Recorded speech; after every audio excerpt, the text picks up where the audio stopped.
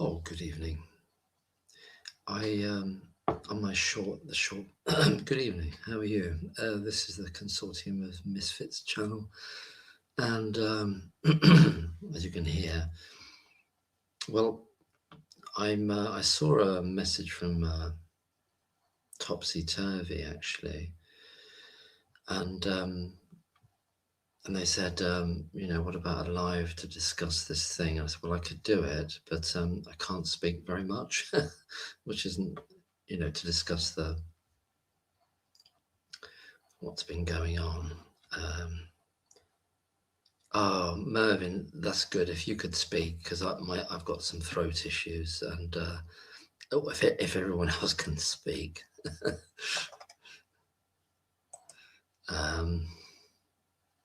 I know it's not the ideal thing to do a live when you can't speak, but I could just, do the press of the buttons, stuff like that. But Topsy Turvy said, with this announcement, shut the door in a minute. Shut that door. Shut that door. Oh, look at the muck in here. Anyway, I can't do it very, very long, but everyone's disappeared now. Oh well. Everyone's disappeared. Oh no, there's one person there. Is Mervyn? Barry or yeah. Yeah. It's how deep is your love? What else can we do? Not how deep is your love. Oh, they wrote a lot of good songs, didn't they? I was listening to one the other day by it was Nina Simone doing it. Oh, my voice is going on. It's my throat, really. It's not a. Anyway, you don't want to know about my health issues. It's been doing this for a long time, and due to see the doctor and everything. I think it's Dr. Breary that I'm due to see. Anybody know him? Apparently, he's very good with a needle. He's just very. Sorry, I'll take that back. So it's going horribly wrong already. I'm just not used to this. Do you want to come on, Mervyn, and save me from myself? And anybody else? I could write, but really, the reason why I've just done this as on the hoof thing is because I don't know. I read the comment from Topsy Turvy, said, well, perhaps people want to discuss what they think is going to happen. I've got to cut that bit out about Breary. Sorry about that. It's not good, is it? Maybe in a bit. I can't. Oh, Topsy Turvy. Would you like to come on, Topsy Turvy, and save my throat? Not that anybody has, but we can do it in the comments, and I could actually do it in. Now I've got a headache now. I could do it in mime, contemporary dance. I don't know. Yeah, I'm due to see. I'm trying to get a what do you call it? Oh, referral. Barry or Morris? Is there only one? Are all the Bee Gees gone now then, or is Morris left? Does anybody know how many Bee Gees are left now? But thank you, Topsy. That's very kind. Weirdly, my head just started banging. I think it's it's the atmospherics, because the storm is. Oh, I'm with you, Topsy. No, I get it. It's the nationwide, isn't it? Sorry, it's not the nationwide, no. Or it's Nando's. No, it's not Nando's. I'll just slow down. We'll do it in a Zen kind of way, In the Northwest, Have we met, Topsy? I'm just asking. You don't have to say it. I'm not asking you to say anything else, but have we met? Nando's, yeah. You get some lovely halal chicken there. It's all getting horribly wrong. Oh, we have met. Oh, that's, yeah, fantastic. Well, lovely to see you on here. How's Nando's going? Hello, Jelly. As I've been, I don't know if. Hi, Trevor. I'm just wondering if anybody would like to. Oh, you bought me a. Yes. Well, and the lovely card. Oh, that's lovely. Yeah, I've got that card still. It was really lovely of you, and I showed it to my friend actually, and very touched by that. Oh, it's wonderful that you're here, and obviously I've seen your comments for years now, and it's been 3 years. 3 years, you know. Well, I've only just started, Jenny. Lovely to see you. Hi, Trevor. Topsy Turvy said, "Yeah, it was a privilege to meet you as well. It was really nice. I'm sorry if I didn't. Might have been a bit distracted because I wasn't used to being around crowds or anything, you know. And then it all went really tits up after that, you know, in the pub." So anyway, but it's all water under the bridge now. So. But it was good. I'm not knocking the thing itself, you know. Really, yeah. No, I remember because, yeah, obviously because of your situation. Oh, oh, thanks, Trevor. Only Barry's left out of the. But I saw some of their really old stuff on Australian shows. You know, they were there, weren't they? But they're from Manchester, isn't it? Somewhere, I think. But then they moved to Australia. And then they obviously fantastic group. But I don't know if you'd like to come on, Jenny, because I've got this throat issue. But the purpose of doing this, I was just saying earlier. Can anybody hear me, by the way? Am I whispering? Or sending you all the love, all the live. I need the live. Can I have the live, please? And the love. From the Empress. You are her favourite Duke. Ah, hello, Yellow Butterfly Group. Christopher, hi, great to see you. No, that's fair enough. I probably can't do very long because I've got some throat issues anyway. It was just a kind of off the cuff thing because of this announcement, Christopher, about the 15th in Liverpool. And people are wondering, well, what does it mean? How's it going to be? Is Lady Thirlwall going to stick to the terms of reference? And this sort of thing. If it gets too bad, I might have to stop the live. I don't want to. It sets off a kind of chain reaction of swallowing things. And anyway, you don't want to know about. This isn't this isn't about my health. It's about the. But good to see you, Christopher. And I know you've got the working. Yeah, and I want to say it's good to see you back. Well, I'm not that well actually, but that's a sort of side thing. But I am. I don't even know if I'm back. I don't even know if I'm here. But I heard about the update, and people are wondering. People can hear me fine. Oh, that's good. Or Jenny can. Oh, topsy turvy, because I never, obviously, I wouldn't have known to connect. You know, having met you, and I met Christopher there as well, and met Mervyn there, and did I meet Trevor? Did I meet you there, Trevor? Lots of people I met. Obviously met Mervyn. We went to the pub, didn't we? But yeah, only Barry Gibb left. So yeah, no, it's great to meet you as well. Christopher was talking about music a bit as well, weren't we? And it was great to meet Topsy Turvy. That was when the actual meeting bit was going on. So yeah, anybody like to come on and give their vocally their point of view, or their thoughts, I should say. Anybody want to come on and give their thoughts about, cheers Christopher, thanks for that, what they make of this announcement about the, let me,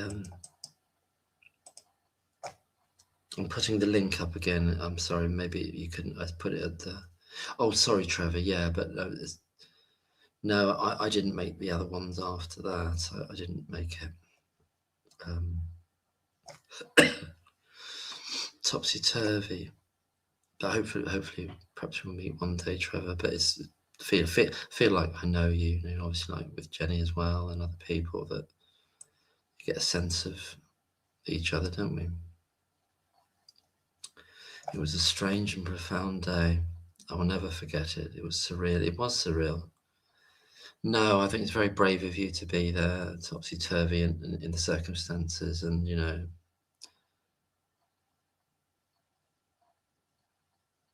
Oh yes, you were actually in the hearing, Christopher. But yeah, I was just saying with topsy-turvy, and that was lovely. You bought me a coffee. That was very nice.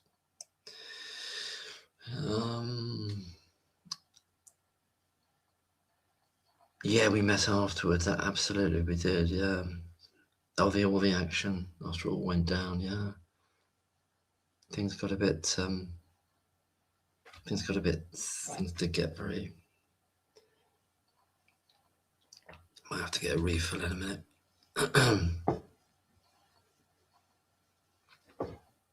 Got a chest X-ray booked, and I thought, well, it's about my throat, but I don't know. It's all been a bit difficult with doctors, actually, but I'll put that to one side. Some of them. Bee Gees hair, can you sing in falsetto? I can't. No, I haven't got that. I can't do it. I can more the Paul Robeson end of things, you know. It'd be interesting to have an album of Paul Robeson sings the Bee Gees, wouldn't it? It's not going to happen now unless you do it through Suno or some AI thing. But I'm talking absolute rubbish now. But yeah, absolutely Topsy, and I'm glad I went as well. You know, it was quite disturbing overall with everything that happened, but it was really good that we were all there, and for the people like Christopher's done so many, and Pat, and was seeing Pat talking with Peter and 19 nurses the other day. Pat, obviously, and yourself, Christopher, and so many other people. Gone to lots of these demonstrations, or just being there, isn't it? I got a bit out of the way of leaving the house. No, not as bad as that, but Liverpool's generally a very understanding city and strongly believes in justice. Yeah, I'm sure it does. It's had its fair share of injustice and suffering. Yeah, I'm sure. And this is where we come into the aspect of the media, how the media can get people to believe things. Hi, Bernie. Good to see you. You know what I mean? Topsy-turvy. The media can get people. Well, the story is that this, you know, it's got the whole kind of witch hunt thing, isn't it? Really, you know. Good to see you, Bernie. Just illustrates a bit. This is the first live ever on. I think it is anyway. On the what do you call it? The Consortium of Misfits. You've probably already said. Well, I haven't actually. Well, the point of doing this, it was inspired by Topsy-turvy, who said, perhaps do a live and see what people think about it. and when I did the little short video on with the announcement, and I know people have probably heard it.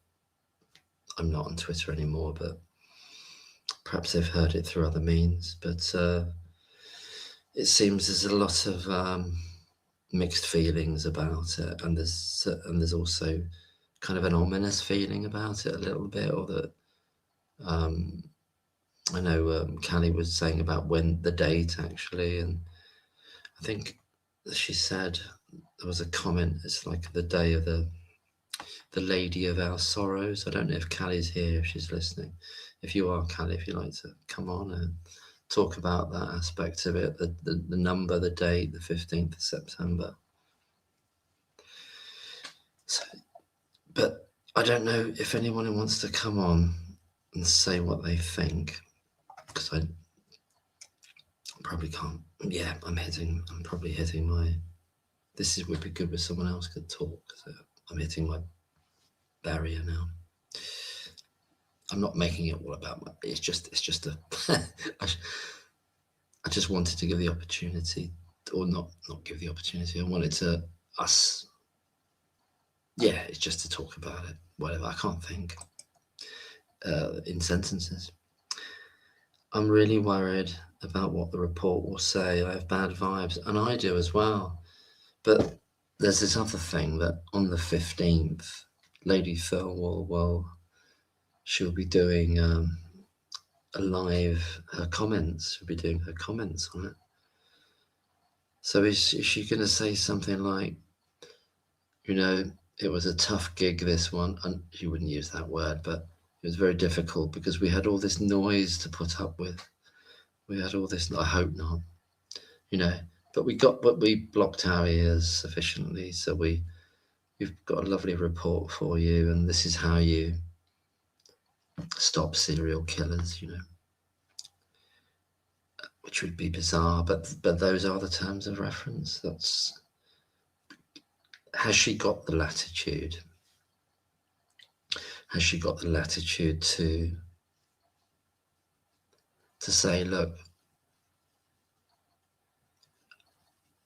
this report actually has inverted or tipped upside down the terms of reference? In other words, it's not what it was going to be, and it can't be that because there were no murders. But she mustn't say that, must she? Because that's her intervening in the judicial process. Mervyn's here to save my bacon, and I shall bring Mervyn onto the stage now, and anybody else who would like to come on, that would be splendid. Thank you. Oh yeah, all right, Mark. Can you hear me? Okay. You're coming through beautifully clear, and it's good to see you. And yeah, you too. And how have you been yourself, by the way? Are you okay? Yeah, fine. Yeah. Just I haven't really been doing any more videos because there's so many professionals doing things now, so there's not really any need for amateurs to do it. There's so much out there with everything that Chris Morris is doing and things that other people are doing. But you did that really fascinating and really interesting video with the inference you drew, or potential choice of inferences you drew about that document of Lucy's writing about why it wasn't in the trial as such. And I was reading the comments, and I know Jabe said it was an exhibit, but it wasn't discussed, was it? And about if you could say a bit about that, if other people haven't seen it. If you want it was just briefly, it was interesting that there wasn't a note that said murder/murdered, which you would think would have been like grabbed everyone's attention, and yet it didn't get it just didn't get published, and it didn't get discussed at all in the trial. Well, that's right. Is that phrase conspicuous by its absence, isn't Yeah, it? Because yeah. you would jump on it. Yeah. But about the Thirlwall final report. Lady Justice Thirlwall did actually already say, at the time it was requested that she pause the inquiry, she said that she's not going to pause it and that she can still publish the final report, regardless of whether or not Lucy Letby is found innocent or not. She said that because what she was looking at is how her terms of reference was how the management were dealing with things. So I mean, it is possible for her to do it, but it's just not going to be particularly relevant, is it? I mean, I don't even think I'm going to listen to it. I don't know. Oh gosh, yeah. Well, I think it would be.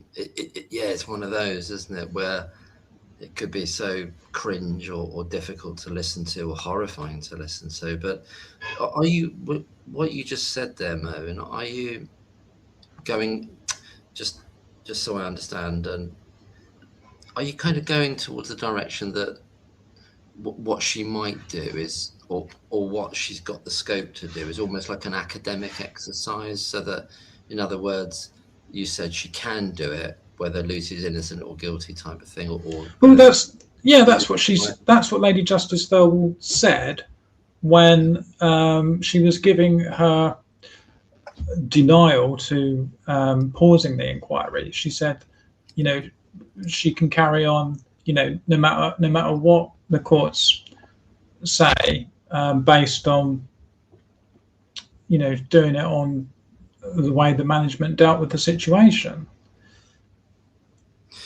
So it's almost like she could be in this kind of strange world of saying, if there was a serial killer like Lucy Letby who has been convicted but still might be innocent, but if there was someone like this, these were the shortfalls, these were the problems, this is what needs to be tightened up if you ever find yourself in this situation. I guess so. It's something. It's weird, isn't it? It's hard to grasp, isn't it? Almost Mm. that. And what makes it so weird is because the timing is so close. Because I can't remember who said it earlier on a comment. Is it possible that we hear from the CCRC before the 15th, or do we think that's unlikely, Chat and Mervyn? Yeah, it's only 2 weeks away then, isn't it? 2.5 weeks, yeah. It's only 2.5 weeks. So do you think that's unlikely that they would? Yeah, I think it's unlikely. It's not like the whole buses thing, is it? You wait for one and they all come along at once. It's like, no, it's not. Because so many people had said hitherto that she can't report until the CCRC, but now, I'm sorry, just going to go back to Sword of Reason saying here, I struggle to believe that the government aren't coordinating this. And I'm very concerned that Thirlwall is coming before the CCRC. Yeah, quite a few people have gone with that kind of feeling, or seem to have that kind of feeling for a reason, Well, I'm going to have to go back and read exactly what Lady Justice Thirlwall said when she did deny pausing the inquiry, because the answer, the clue will be in there. I'll have to go and read it again. Yes, because it's a tricky one that it's just okay. Let's say the CCRC doesn't pip her to the post, as it were, but it comes so quickly afterwards, and this is a massively expensive inquiry, and then it just seems as though they're such a hostage to fortune that if she says, well, yeah, does it have to be full of caveats? Well, we're going to Well, see, aren't we? the other thing is the management, whatever management had been arrested, we haven't, we still haven't heard from that, have we? No, that's in a kind of a limbo state. Or Yeah, seems to so be. that's surprising as well. That they're publishing before there's been any outcome with that. Oh, I see what you're saying, because in that sense, it's almost like, well, I can't kind of, it's like a white cat in a snowstorm. I can't seem to grasp what is it, I don't know what this is even. It's very weird, all of it. Yeah, because if the police said, okay, no case to answer, but Thirlwall came down really hard on the management, I don't. Yeah, you would think there needs to be an outcome from the police and the gross negligence manslaughter case first. I don't know. Yes, and or conversely, if if Lady Thirlwall, or she's up there on the shard knitting, and if she says, oh well, oh, after all our considerations, the management, they weren't too bad actually. Is that going to like undermine police? From the other side. I mean, I in quotes Hmm. undermine, because it's all crazy stuff anyway. Because none of it happened. It didn't happen. There weren't any murders. So, but it's got to be, as some other people have said, I know, that this is a coordinated thing. But what is it coordinated to do? Hmm. That's what we're going to find out. Sort of reason I don't believe a Thirlwall 12-month delay is a coincidence. Lady Thirlwall was adamant she would publish an order when she, oh yeah. So it's like someone else has come in there, sort of reason, and said, well, Yeah, no, there's other yeah. consider. No, I see what you're saying. So you've got, so she delayed it, but nothing has actually happened since the original, since the first delay. The CCRC, the case is still with the CCRC. None of the management have been charged still. So I kind of get what he means. There hasn't actually been any movement, has there, since it was delayed the first time? No, there's been these kind of what you might consider kind of red flag happenings, like with most latterly, or more latterly, the chief constable, etc. Um, and so there's other ones as well. And the hoo-ha that was going on with the CCRC about who was heading up that investigatory thing, the guy that had praised Hummingbird, etc. So there's been stuff, but maybe those kinds of things didn't fundamentally affect the status quo. Is that what your belief is in that sense? So what is the difference between now and 12 months ago? I think that's what sort of reason it's getting at. Yeah, And yeah, also, I think it's kind of strange that okay, the original publish date was whatever in 2025, yeah, yet so that was the planned publish date, but still they're still publishing new material every few weeks, which is yeah, very because yeah. what why are they still publishing more material when it was due to finish like a year ago? The final report was due to come out. Well, that's right. Well, that's right, isn't it? It's almost as though it's.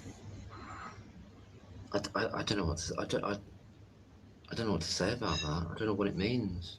No, I don't. This is interesting because this is on the Misfits channel. Hi Kaz has come in, and Kaz is a manager on the channel, and so automatically you've got one of those spanner things. That's brilliant. like an automatic, what do you call it, moderator.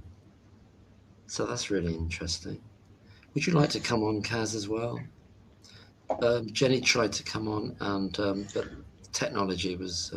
I was going to say, I bet Jenny would love to come on. She loves the natter, Yeah, doesn't she? well, yeah, well, it's kind of like. What was I? Trevor Chappell is saying Thirlwall will have a major credibility issue if she comes out with the same BS.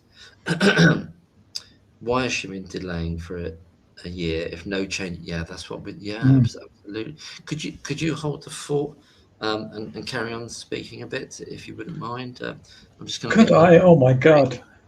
Yes, there'll be a check in the post for you for this. Yeah. All right. So we've got that. I don't know what else I wanted to talk about. Has anyone seen the video by Nick Barber about? He went through the statistical argument, and this video is actually infamous now because I, amongst other people, have been slating him for his selective use in statistics, and I was actually going to do my own little video about it, but then Tom Evans covered it really well. If you guys want to check that out, Mark, I was just talking about the infamous Nick Barber video. Yes, and basically, I was the one who was saying about, I was stoking the fire, saying about the production money that had gone into it. Like who had funded it.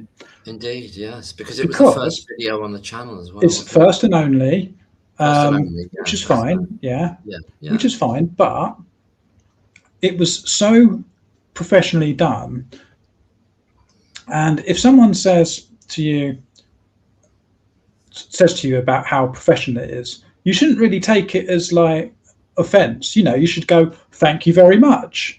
Yes. Why would you why would you get annoyed with that? I'd love to hear that, but I never will. Yeah, exactly. And then on top of that, let me explain two other things.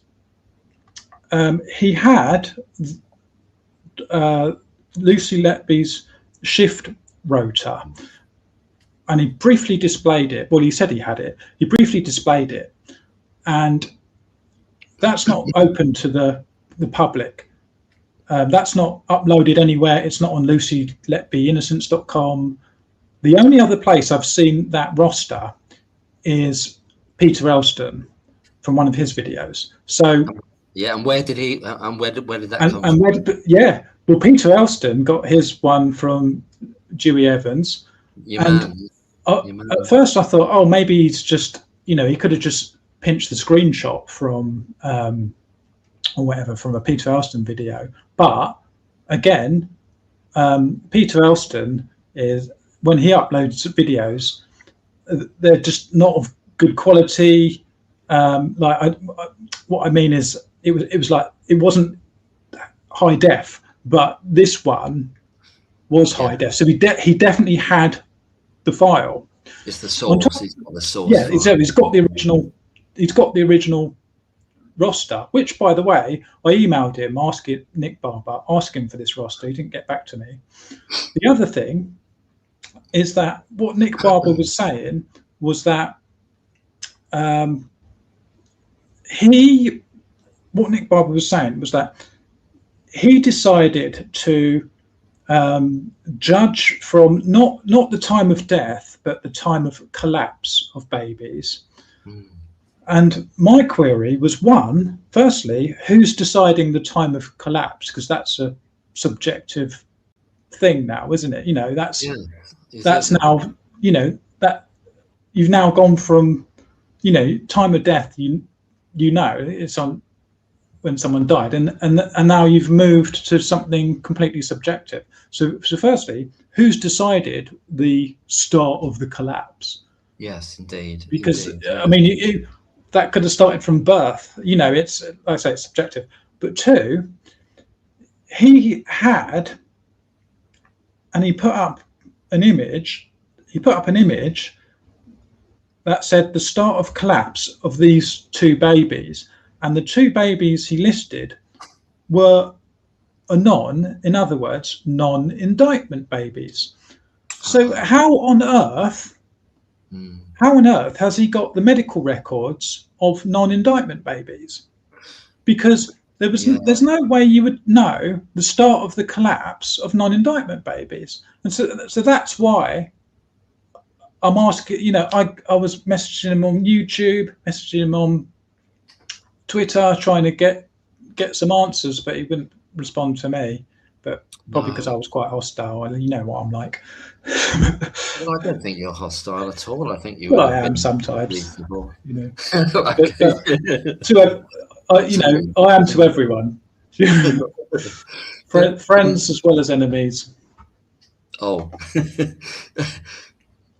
is there a crossover there when you say he's bringing up? Because to be honest, I didn't watch the Nick Barber video, but I was aware of it, and I looked at a few minutes of it, but I didn't watch it all, and I didn't follow the back and forth about it. But is there a potential crossover there with the leak that has formed the core of Peter Elston's recent article? So in other words, whoever, well, because in that article, that is a deconstruction or a looking at non-indictment babies, isn't it? That's exactly what it is. Yeah, I don't think. I can't see that there was a crossover. I think there were 6 cases that they showed, but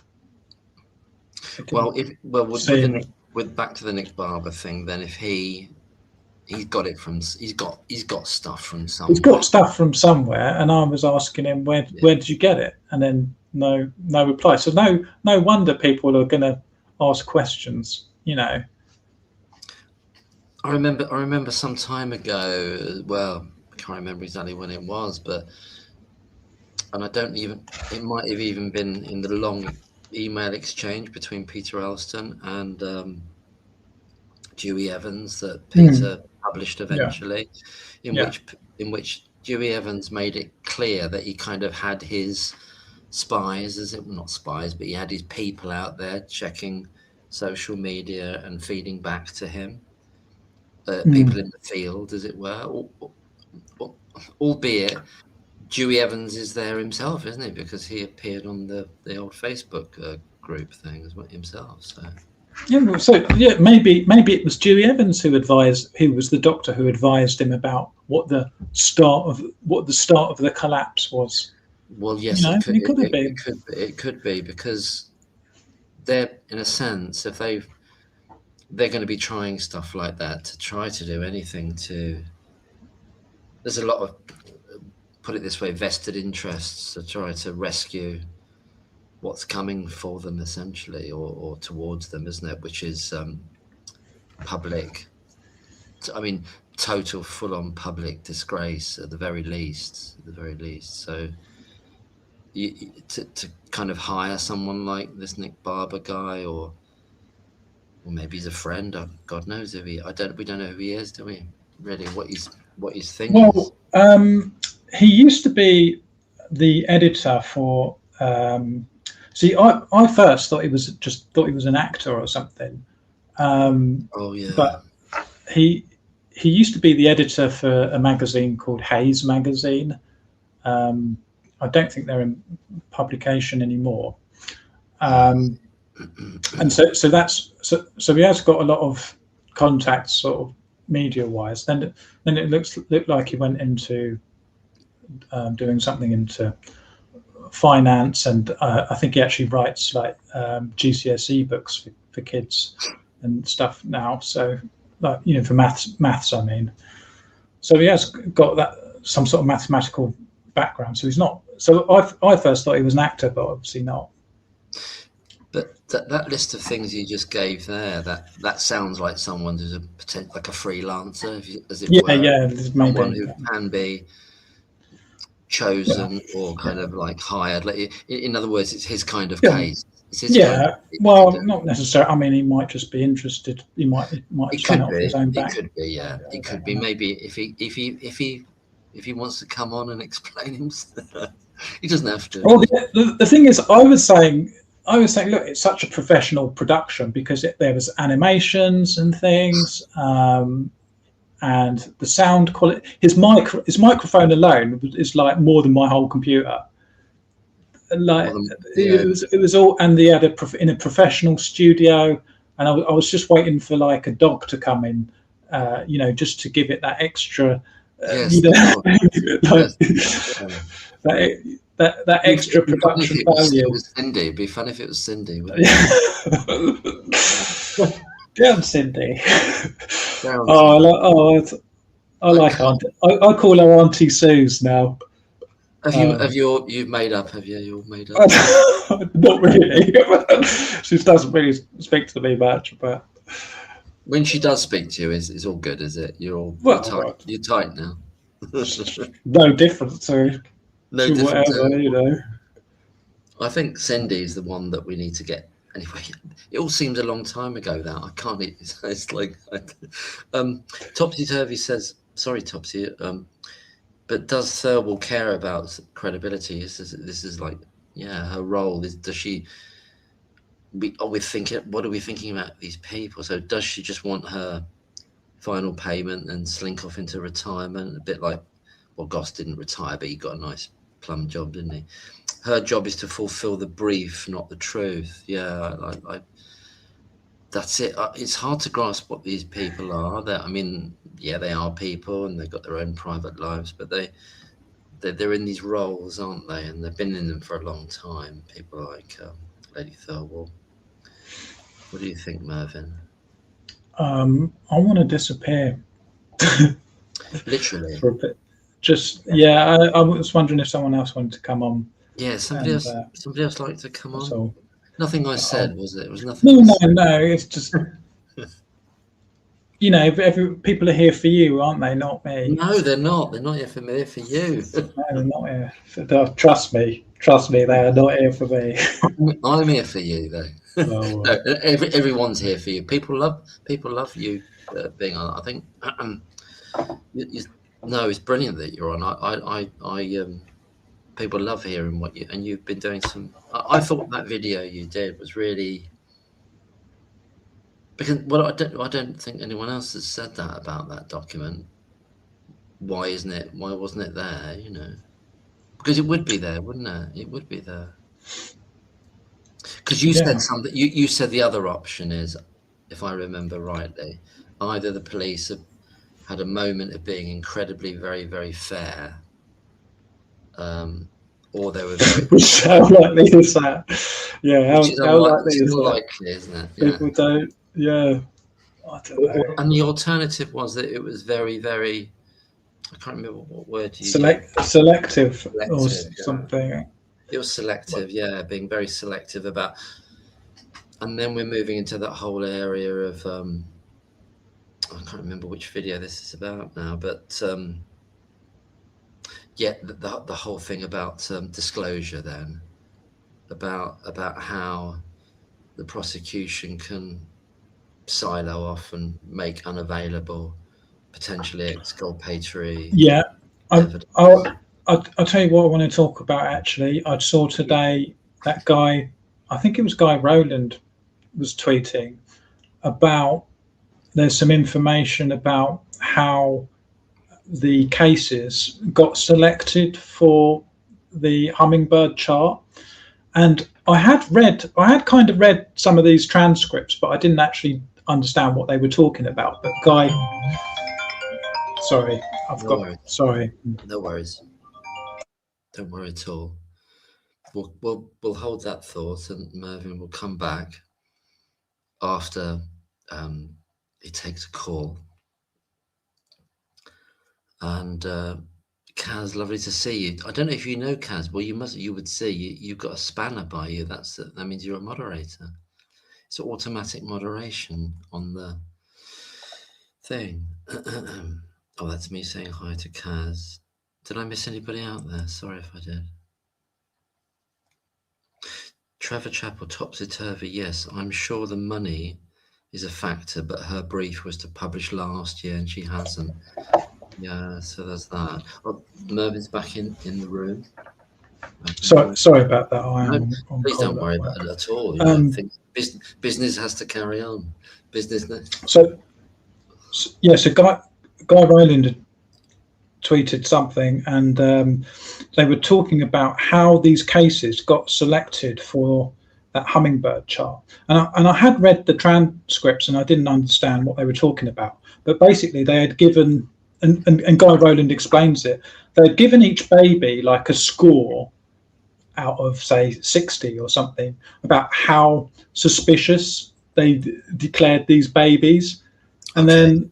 then Myers was saying, well, hold on a minute, why isn't this baby on the list when this one scored like 55 out of 60? And Yes. this one has scored 50 out of 60, and that one's not on the list either. And Nick Johnson's saying, oh, well, they're just not part of it, So it kind of Didn't feel like it. So what, like I say, when I did read that transcript originally, and I didn't know what they were talking about, and I'm glad that Guy Rowland's tweeted that and explained what actually that conversation was all about.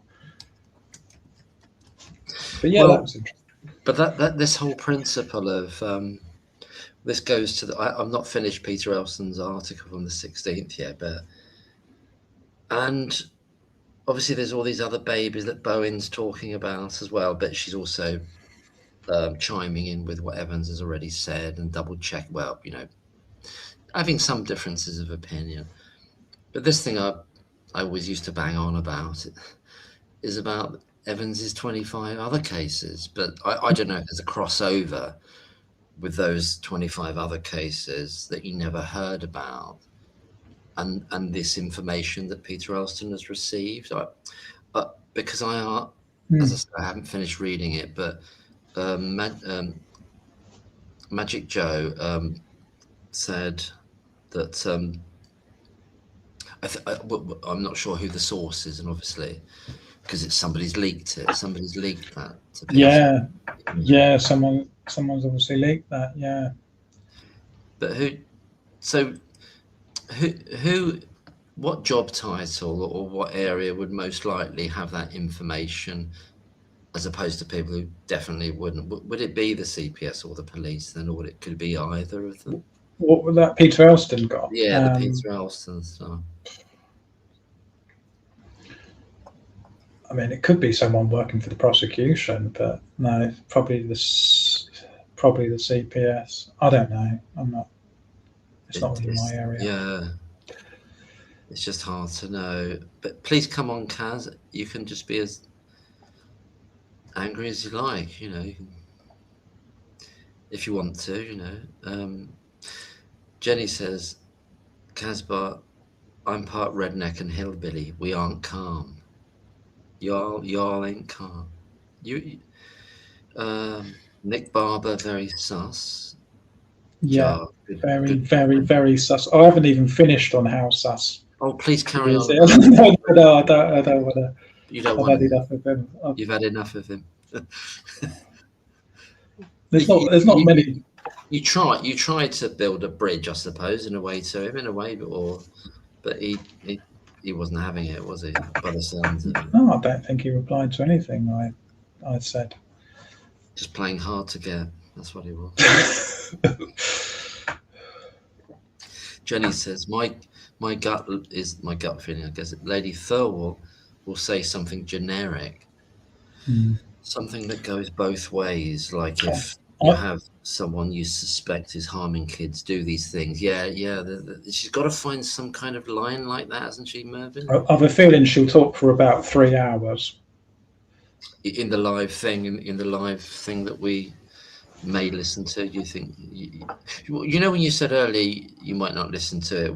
What's the feeling that you have that would preclude you listening? What would it be like? It That would would like be boring. boring, but not. No, I think it would annoy me. I think it would Yeah, annoy me. Yeah. I So it would know. be I'm very probably much. would be. Could be. It could end up being horrific, couldn't it? Oh, Chariots of Wire. Because Lovely to she's basically she's going to blame the management, but I'm a fan. I'm team Ian Harvey. Yeah. Is he the one that went to France, or was that the other guy? Um, I think that was the police, the ex-policeman Stephen Cross, maybe.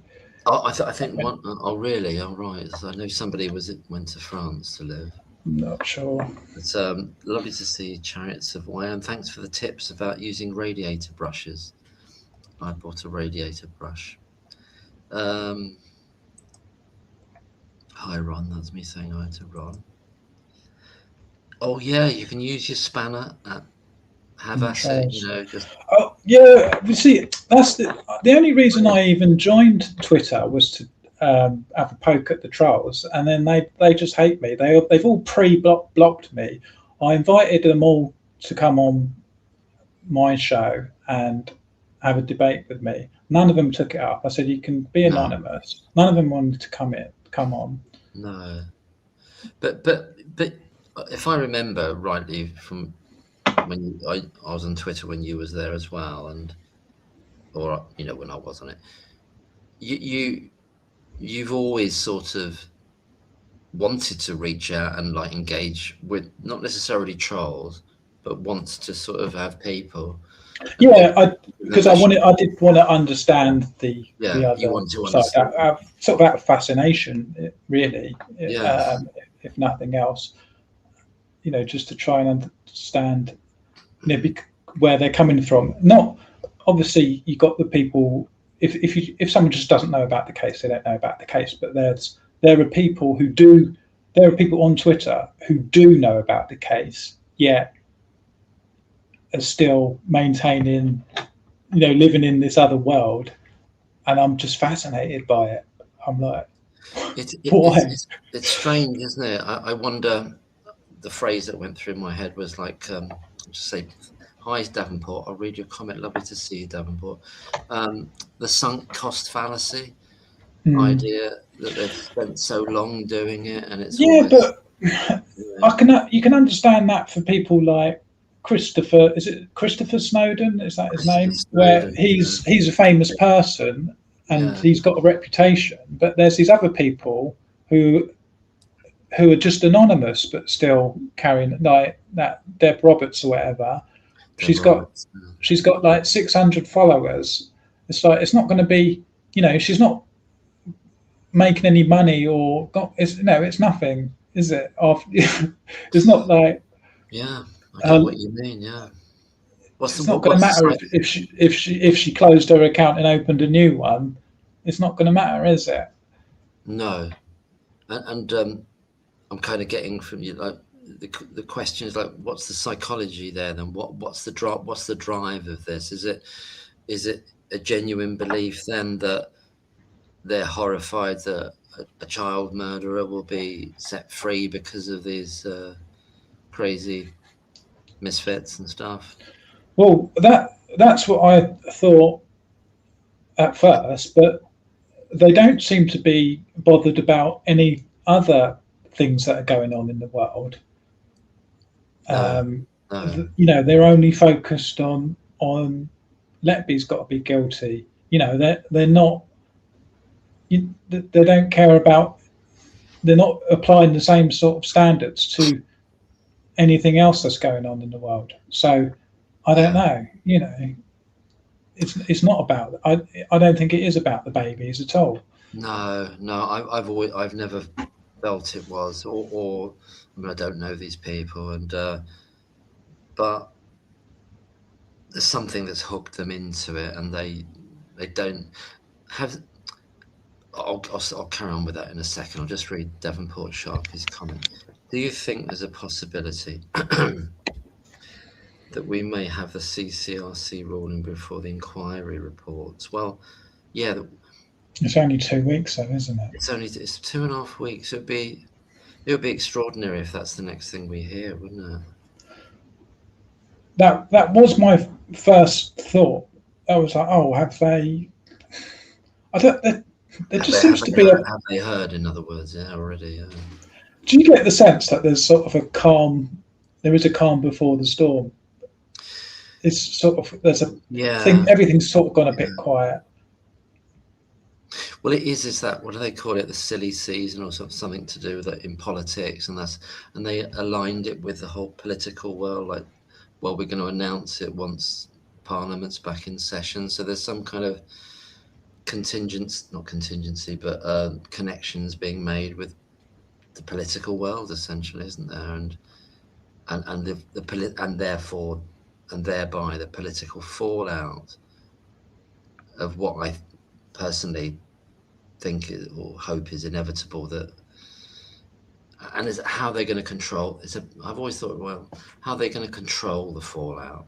How are they going to limit the damage? And what would the damage be?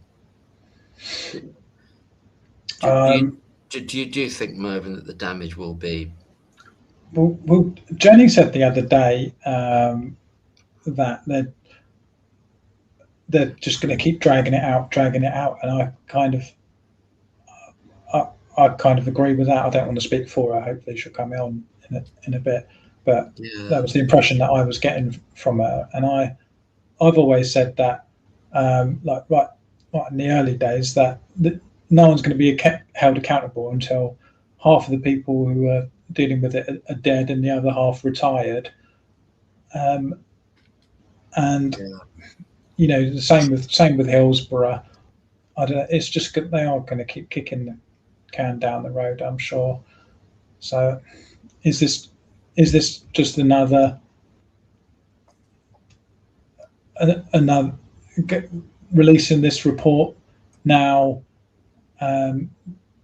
Is this just another way of delaying things? I don't know. I don't know. I mean, and then the third leg of the three-legged stool, if you want to think of it like that, maybe it's a weird way to think of it, but is the I've forgotten the word for it now. The not the post-mortems. What are the inquests? Oh yeah. That would be interesting. The inquests, yeah. Yes. Chubby Rain says that's 2027 now, isn't it? The inquest. That's 20. Yeah, I think that's a year away. Yeah, it's 2027. Lucy's diary was interesting. Well, it was. Well, yeah. I mean, it was her private diary. It should never have been seen by anybody but her, you know, or someone she wanted to show it to. But if people looked at my private scribbles or whatever, I'd be oh yeah, dodgy. You can't, but there wasn't anything. It was all understandable and explicable. Everything she wrote was explicable in the circumstances that she was put in, which is a kind of like a psychological torture. That's my take on it. But you know, the boys are back. Yeah, hi Craig, and thanks for that, Chubby.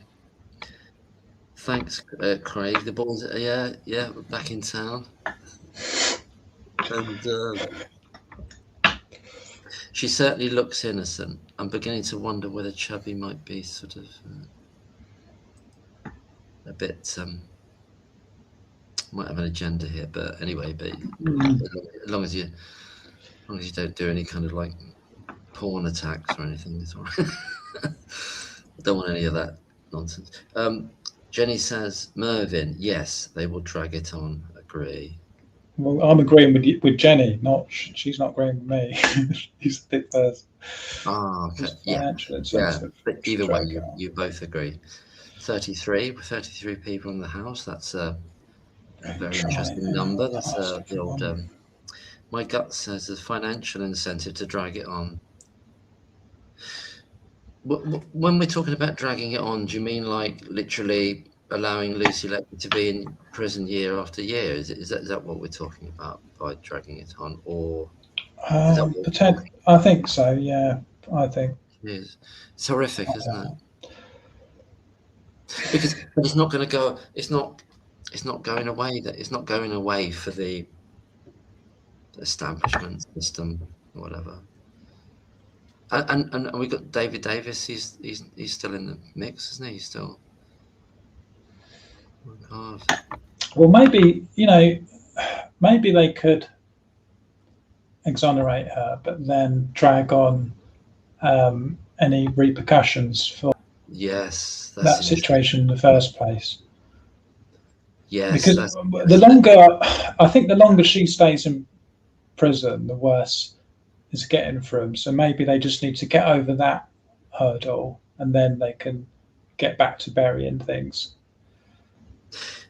Yes, in light of that, and what yourself and Jenny are saying, and it's kind of, it feels for me like, well, what they can't do is, like, she didn't have a fair trial. She might be guilty, but we're going to just say they didn't really prove it, and there's too much reasonable doubt. They can't do that because that's not. I don't think they can. I mean, they might. You never know. A lot of them are crazy. So, but that wouldn't be acceptable to anybody. So, and it would be a horrific thing to do, because it would, like, I mean, I think they're going to do what they did with Lucia de Burke, in the sense that they make it very, very explicit that there's absolute innocence, on the basis that there were no crimes. They have to do that. Do you think they need to do that? I hope so. Yeah. But then I want people like Dewey Evans, Sandy Bowen, Steve Brewery, and Ravi Jayaram to be held accountable for the part that they've played, and yes, they should. And everyone, be. and everyone who played a part in it. They should all be held accountable, and maybe that's the part that will be dragged on. Yeah.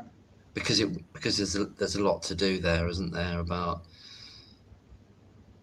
I don't know, the whole idea of, well, potentially 7 consultants being. Well,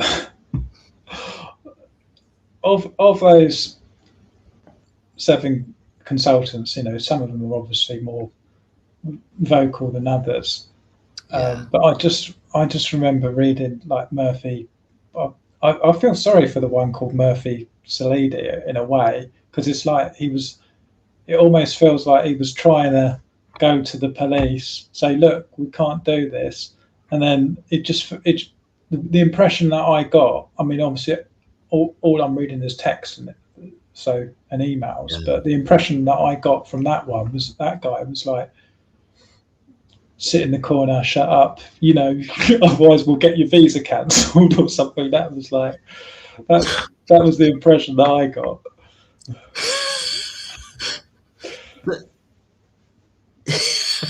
I don't know. Well, it's made me laugh, but in the gang, there's dynamics, aren't there? There's kind of all kinds of dynamics. It's not like you can't have everyone's going to be a leader, and you're going to have one. Do you remember the Top Cat with Top Cat, and then there's Chooch, and there's Benny the Ball, and then I can't remember the other ones. There's probably about 7 in there of those cats. Do you know the cartoon? I mean, it was a bit before my time, but I do know it. Oh yeah, it's back I know all of it. In the 70s, yeah. But they've got their roles, and there's a hierarchy, and so yeah, absolutely, just they're literally, of the consultants, there literally was the hierarchy. Steve Brewery was in charge, then Ravi Jayaram was, and then the others were underneath, weren't they? Yes, and as Jenny will also talk about, has talked about a lot. Susanna Holt is comes in there, hitting the ground running in March of 2016.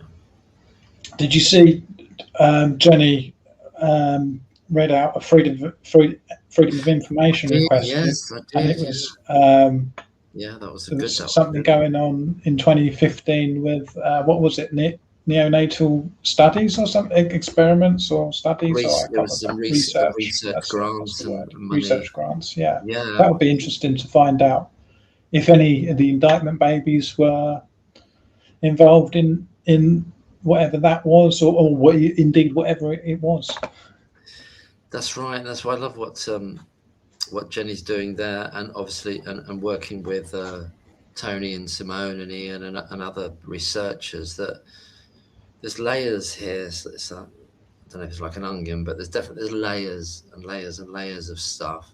Obviously, all the stuff going on with Wales at the time, which is political in and of itself for Wales, but also for in relation to this case, because they the Welsh contingent, as it were, of babies from mothers based in Wales. They might not be Welsh; they could be English, but based in Wales, that they make up they make up a significant proportion of the indictment babies. 5, I believe it is.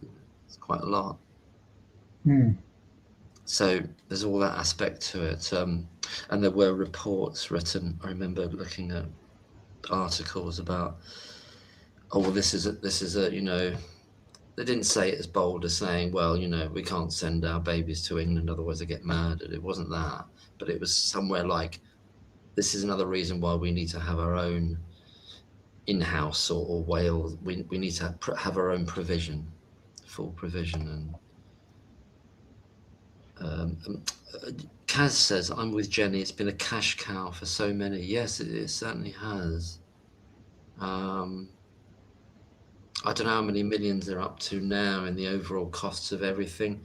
Probably getting on for, I don't know. Yeah, and it's my money they're spending. It's Instead of literally your money. Yeah, it's just, yeah,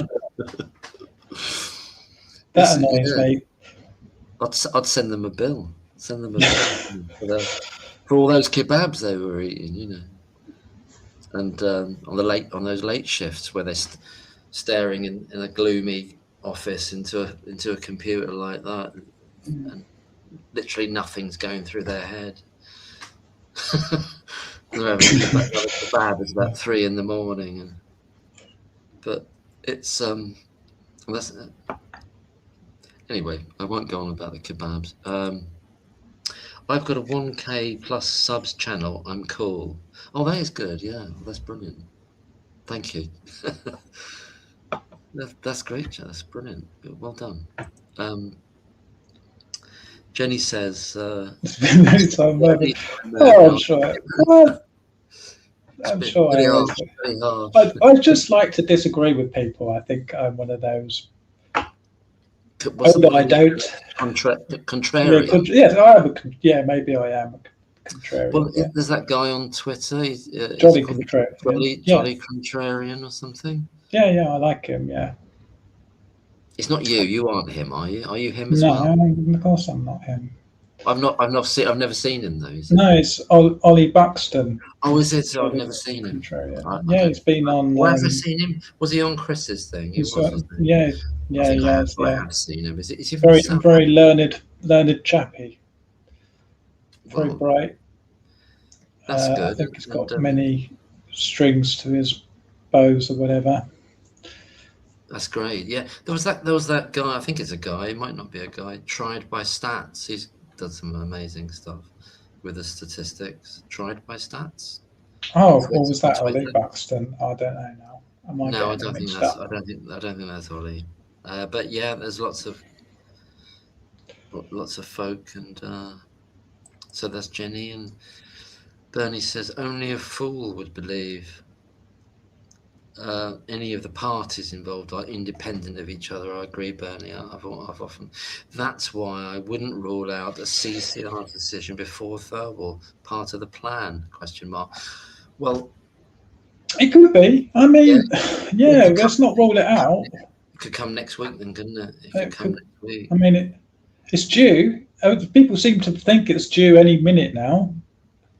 I don't know if there's a gestation period for it or what. Well, that's a great point, because if they were kind of due at the same time, and you've got this system trying to orchestrate the fallout or however they operate interactively, which one would you choose to go first? If it was you trying to, it depends on the decision, I suppose, doesn't it? Does it? Well, I would have thought that it would have to go to the CCRC and then Court of Appeal first before Lady Thirlwall makes hers, but obviously that's not going to. Well, yeah. So I don't know. I mean, even if they do, Bernie, Mervyn, and everyone in the chat, even if they do, it's the CCRC saying we're going to send it to the Court of Appeal. You still don't know what the Court of Appeal will do, so that would still leave Lady Thirlwall or the Thirlwall inquiry in a position in which nothing definitive, substantive has happened. It's a big thing to refer it, but I can't remember whether it was one of the other nurses. Which one was it? Was it Ben Geen, or I think it was the other nurse, male nurse? He got his referred to the Court of Appeal, and it was rejected, wasn't it? Well, the thing is, I was watching this, and somebody recommended this TV show to me. It was called The Accused, and it was like Channel 4 thing, and they were showing, it was basically about miscarriages of justice. And there was this one case of this girl. She was only like 17, and she had murdered this, I say murdered, she had killed this guy who was beating her up. And it was all on, you could hear the audio of, like, a friend had phoned the police because a guy's beating her up, and she had murdered him in self-defense. But when it went to trial, the impression that I got is that she was sort of giggling now and then, and the jury didn't like it, and she got sent down for murder. But she got an appeal, and then got a retrial and got found not guilty. And the point is, her appeal was on the basis of the fact that she had ADHD, and that was why she was like laughing in court, and it sort of contributed to her actions on the day. But to me, that's like just so insignificant. I'm not saying they made the wrong decision about. I'm not saying that she should have been done for murder or anything. I do think the jury got it wrong the first time, but what I'm saying is the grounds for appeal for me were quite weak. I mean, imagine if someone said, "Oh, Lucy Letby should get a retrial because she had ADHD." I mean, what would people say to that if we said Lucy Letby should get a retrial just because she had ADHD? I'm just wondering why, the bar for Letby just seems to be sky high, but there is so much, if they're going to give an appeal to someone just because she had ADHD, I mean, Lucy Letby should get it 1,000 times, 1,000,000 times. Yes, I mean, I was going to ask. I was thinking when you were saying that. I mean, what, you've got the new evidence aspect, and you've got. I mean, I know that's all a terrible mess. All that. There's just loads, isn't there? There's so much. And there's the process aspect. I don't know where is it that she was at a disadvantage because she was at a disadvantage because the jury weren't told about her condition, and therefore but her having ADHD, it's a difficult one, that, isn't it? Because I'm not sure how that fits in with the actual charge or the action she took. I don't know.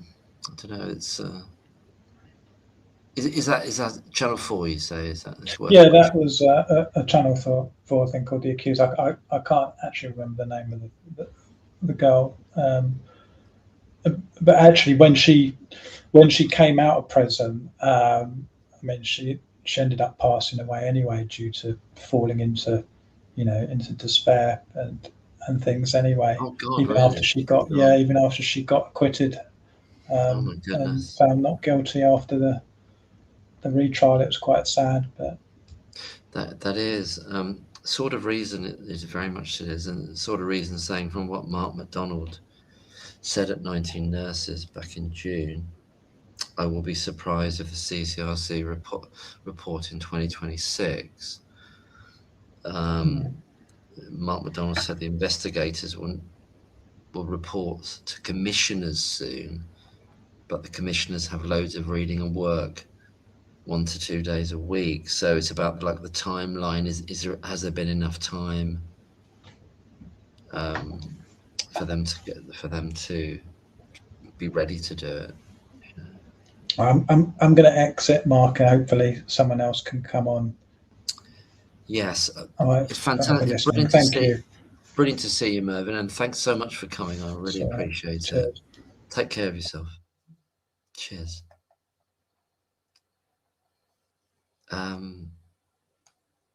That's Mervyn. Lovely to see Mervyn. James Swannon. Hi, James. Oh, sorry, James Wannon. Beg your pardon. The CCRC. You're still on camera, by the way, Mervyn. I don't know if you're not anymore. Just in case if you didn't, you might not know that you're on camera. On the camera. The CCRC needs to publish timelines. Transparency is so important in these circumstances. Their funding needs to allow for reasonable time frames. Yeah, I absolutely agree, and that's been one of the major criticisms of them, that things can just roll on for just year after year after year, and people are just eventually get exonerated, and they've lost, I'll say, the best years of their lives. But every year is just a tragedy to be taken from someone who's innocent. Or every day is, isn't it? Thanks, James. Chubby Rain, I know you want to come on. I'm sorry if I'm misjudging you, but I'm a bit nervous about it because we haven't met, and I've been kind of burnt before with situations. So perhaps yeah, I'm not sure really, but I'm sorry if that's. Just trying to be a bit careful, particularly on this channel, because this is a group channel as well. I'm just part of the group channel, and I've got to be careful. I want to be careful. Trevor Chappell says, because on previous lives we've had things on the other channel. Only six consultants now. Although I'm sorry, I'm not trying to be pernickety, but I'm not sure. I don't know, and maybe I'm wrong about this. I don't think Dr. A was one of the gang of seven, was he? I don't think he was, but I could be wrong about that. I can only usually remember about 5 of them, and I did have a document once where it said all the names, but you're right, absolutely. In general terms, Trevor, there's definitely one less person, but that's a very strange thing. Thanks for bringing that up, because that's a very strange development, should we call it? I don't know what to call it. There's very strange things going to happen. More strange stuff is going to happen, I suspect, along the road, the road to perdition. Thirlwall is pressing on, delivering on terms of reference. Well, I guess that is to be seen, James. I mean, it's quite possible that they will exactly do that, but that seems to have been their, well, some people have thought that would be their en passe, as the without everything that's come out, how do you stick to the terms of reference without it seeming absurd, without it being absurd? Speculation regarding CCRC is probably not on her radar. The legal world is completely irrational. Yeah, that's I'm feeling that, and I can sense a lot of it seems to be. It's rational within their own kind of bubble in some ways, but maybe that's not rationality. That's just a kind of in-group preference. Chariots of Wire. Interesting. Oh, Jenny is here, and Jenny has. I'm just going to read this, Jenny, and Jenny's in the green room having a nice pre-mixed and a nice lemonade that I've set up there, and some snacks, tuna treats, a vodka. It looks like. I know it's not. I know it's not. Interesting. They've waited until the Amos report is released. Ah, yes, Amos report. That's another thing. Now Thirlwall wakes up. Yeah, there's something about that. All blended together. Guys, it will be a whitewash. Oh, okay. Hi, Jenny. Lovely to see you. I finally figured it out. I'm on hold. Oh, that's marvelous. That's marvelous. What Chariots of Wire is just saying here that it's going to be a whitewash because of not worried over her report whatsoever. So, are you of a similar mind that the report? Oh, yeah. They were figuring out a way so they can have it both ways. Yeah. Like if Lucy's not released, or if she goes to the CCRC, their lawyers were figuring out they're going to word it in such a way that it's going to be generic. If there's ever anyone that you feel that can harm, this is what you do. And so she's going to figure out a way to do it both ways. It's kind of walking a line to almost like justify having the inquiry at all. You've got to justify. Oh, yes. Yes. Like, this is now we figured out how, if you feel someone's harming, but she's going to figure out a way that it's a generic thing. So that's my guess. I don't know. She's so establishment. Yes, I think I can see that. I can see that happening as well, where it's a kind of a us lot come away from it and go, well, that hasn't actually really moved anything much at all. No, they're going to gaslight you at a way to make you think, oh, they care. Just like all the maternity scandals is, we hear you, we've heard you. Yes, we're going to do this and that, and we're going to, just like your mom or your kindergarten teacher or anything, to make you feel everything's just fine. We're taking care of everything. They did the same thing in America. They figure out a way to say and make it so it's both sides. Yes, indeed. It's politics, I guess. It's a form of politics, isn't it? Oh yeah. Kaz is just asking you, Jenny, whether that 2015 research we don't know. We don't know. We don't know. And they were involved in so many multi-center kind of thing, and this was a multi-center thing. So they weren't doing the actual research. They were just entering the data and stuff like that too. So I'm kind of doubting it, but who knows? But it was only 2015, and all of a sudden got no money in 2016, got no money in 2017. So and I'm wondering if maybe they didn't get any money in 2016 because someone down there or in the know was like going, well, you guys are having babies die right and left, so why would we give you money for research? So I'm sure that's what pissed Brewery off, because he's all about research. That was his whole life. It's his whole life is research. Ravi's whole life is media. So there are two men that I am just speculating that are going through some sort of midlife crisis, and their only way out, Brewery, was to become like part of the establishment crowd, a better thing, and Ravi was to get out media wise. And you know what, when you got dead babies, well, that's just not it's not a career move to help with your career, so he had to figure out a way. So this adds another very solid strand. So it's not even, they might have been, I don't know if they were concerned about the figures per se, but it's about how the effect on the funding streams for research, and that's That's the a work, guess. that's And the I'm work only that you've been thinking, doing alongside Tony and Simone and yeah, Ian, isn't you it? know, it's all about them looking bad. So I'm thinking it's just one thing. This is a perfect storm of several things coming in. That's just one element. And the only reason I've been highlighting research is that no one's talking about it. You know, it's like the third rail, God, you know, and it's here in America. Well, you must agree that all research is perfect and research is great and medical research is going to figure everything out, just like, you know, a few hundred years ago, God can figure everything out. Well, we all kind of have this thing that medical research has become the new religion, and we kind of know it should be only done by the big boys, really.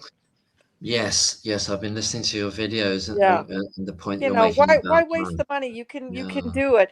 And one thing I'm going to do a video at some point soon is that all those maternity hospitals, and I excluded Countess of Chester, everyone but one was a teaching hospital. So it was connected to a university. Yes, all Of connected all the to, hospitals that should yeah. have had dead babies and dead moms, the last one you would expect, it's one that's a teaching hospital associated directly with the university. It's very interesting, that Yeah, connection, and I don't know if this, you know, yeah. that guy Dr. Clark, who's batting for the, he's a neonatologist guy, and he works in the east of England, and he's on Twitter. Well, I'm not there anymore, but Yeah, I probably do, but I can't. yeah, well, he's one of the people that, well, some people thought he was Oh, the Paul new Clark. Yes, Paul Paul Clark. Clark. Yeah, so Yeah, yeah. his thing is all about research. See, He's totally drowning in all the and research, what whatever we he's know doing. is that first of all, half of research is not published, and most of research is bullshit. They don't know how to do it correctly. You need a really good statistician to help with you. You really need to know your statistics. And there's a whole bureaucracy, a whole industry that encourages research. The public, oh, it's big money just to be a one of those publishing journals. They make a ton of money. Uh, Yes. so then it's also all the grant money that you do. You know, everyone's going for the grant money. And well, the only thing is if you're going to accept a grant money, you know, whoever pays the piper calls the tune. So, you know, and then it's all this competition and it's all this stuff like, you know, if you've been cited so many times, you get so many points, and it's all about getting cited and all this stuff too. So it's like a it's like a race to the finish, but not everyone knows how to ride the horse, if you get my drift. And Yes, and it I should all do. and again, so much money is wasted on medical research versus let's just go to the people that know how to do it, the big boy, you know, the big boys, and everyone else just, you know, it's taken away from clinical skills. There's even here in America, even to get into med school or to get in, and once you finish med school to get into residency, you have to prove you've done so much research. Learn how to be a doctor. You know, learn your clinical skills. Unless you're going for that, what we would call an MD, PhD, you all call it just an MD, but it's the same thing. Unless you're going to go for that academic thing, learn how to read research. But why even bother? You know, just Yeah, let's, you know, we can spend more money saving babies or this or that or taking care of thing, maybe even, you know, improving the buildings, improving access, maybe having a few more nurses on the floor versus, and again, that whole bureaucracy of researchers, just a ton of people. That's all they do is research. So it's become a bureaucracy here in America too. And I'm sure and again, we started it all and it kind of infected over to you guys too. So well, you know, with the Countess of Chester, how is it that you're running a place with all the problems that it's got, and then the priorities should be getting all those problems sorted out, shouldn't it? the Before priorities before any research at is all, is actually. to make sure your clinical skills are Yeah, so up to date that you're taken care of. You are a general community hospital, just like we have these here over here in America. Take care of the community needs. Take Yes, care of those exactly. community needs. Put that as a priority. Yeah, you may, and the only research you should be doing is, maybe once in a while, one of these doctors might be involved in some little, like a medical device or something like that. But basically, focus on your clinical skills and taking care of your priorities. Let the teaching hospitals, the real good research centers do that. And you just learn how to read the research and take that knowledge and put it into the clinical things. Because if you're trying to focus on both, you can't do it unless You you're a can't. CP. You can't. And You also, can't. You can't. and in the case of Ravi Jayaram, how can you be a lead, a pediatric lead in a hospital and be running a media career? I don't understand that No, you either. can't. You Now, can't do it. and here, like in these, I worked at a teaching hospital for a number of years. So these guys have a lot of people under them that can take care of a lot of stuff. So they can do the things. Ravi, you can't at a community hospital. There's just too much to do. You don't have, and it's hard to explain, but you don't have that layers underneath that can handle a lot of stuff. So you can be both, per se. Yes. And you are a brilliant doctor to begin with that can handle this. Brilliant and Ravi, brilliant and Brewery, no, they can't. Well, no, they can't. And if they're just, the whole ethos is obviously, it's wrong, isn't it? Because they weren't. But there's got to be something up with them individually, that they have to know that they were shortchanging the patients and the hospital itself Oh in the way. yeah, yeah, They had to. yeah. They can't be oblivious to that, can they? No, they're not. And we know Ravi was gone all the time with his media, but Brewery was gone a lot of times doing lectures and stuff, talks. He's Yes. really highly associated with the University of Liverpool. Okay, Yes. it's not a bad, it's not a skanky, it's a very good. And if you know the University of Liverpool, it's got like the Liverpool Tropical Medicine Institute, which is, I think it is even there before the London Tropical Medicine thing. It's like Yeah. over 100 years old, well established, well everything. And I'm even kind of wondering now if they were like, maybe they didn't know that Brewery was this bad. He had them conned, and I'm thinking they're thinking, going, "Oh shit!" If they find out that we let this thing unleash, because that's where he got his MD. His PhD was from the University of Liverpool. Just as Cambridge is now, let's just say, with that Jason Arday has really taken a hit. I'm wondering if the University of Liverpool is thinking, "Oh God," the same thing. Brewery Yeah. was associated with him.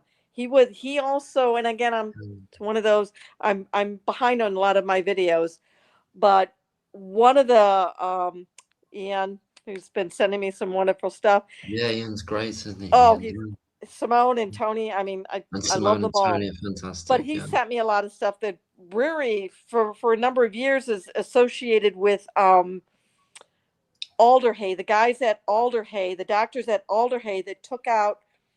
In this case, is Martin Pittman talks about this. There was a surgeon, a well-renowned surgeon at Alderhay, and this happened 15 years ago, maybe 20 Mm. years ago, who kind of was a whistleblower in what was going on with the surgery, that the standards were going down, and he was Yeah. a very good doctor. Well, these other two surgeons took him out and destroyed his career to the point where he had to leave the United Kingdom, and I forgot the name of him. Brewery did swimming things, like swim the channel with them a number of years ago, so those are his Oh, buddies. wow. He has powerful guys at Alderhay, so powerful that they were able to take out a fellow physician. It was, I Yeah. mean, this guy went through what Martin Pittman went through, and Martin Pittman had talked about him a while ago. And again, I've forgotten his name, but just a wonderful physician that was dedicated to his kids. And he started whistleblowing, like, the standards at Alderhay are Yeah. going down in the OR department. And these guys said, no, no, and took him out. So he knows how to take people out. He knows how to take people out, and He you've has the also, buddies that can help him. He's Also, the buddies of Bill Yaxel. He has That's why I powerful was going to friends. mention him. Yeah, He's got exactly. how's that country song? Friends in high places. Yeah, friends in her. Yeah, yeah. And maybe he may have. And I'm just speculating. I don't know. Maybe he may have boiled them over, thinking that they thought he was a good guy. Now they're thinking, oh God, and so we gotta protect. That golden thread is going to go up there. The golden thread, and that's really and kind of broadening out to the question about Thirlwall and the CCRC is, well, who's going to be who? This is the way I'm thinking about it. It's like, who's going to be protected and who isn't, really. And they may hang Japuri and Jaram, but they're going to yeah, stop it at some place. This goes higher. This yeah, goes higher. yeah. There's some money thing. How much money have they spent? How many millions of pounds? Has it Tens gotten and to tens 100 of million millions. yet? I mean, when you think of everything. Yeah, I don't know. I know it's in the tens and tens and tens of millions. It Yeah, should I be. mean, just think Yeah. about all the stuff that we don't know about. This is what we Well, know about. exactly. Well, And this is the exactly. kind of And money we would spend in America to keep a drug kingpin from South America in jail for the rest of his life and yeah, stuff like yeah. that too.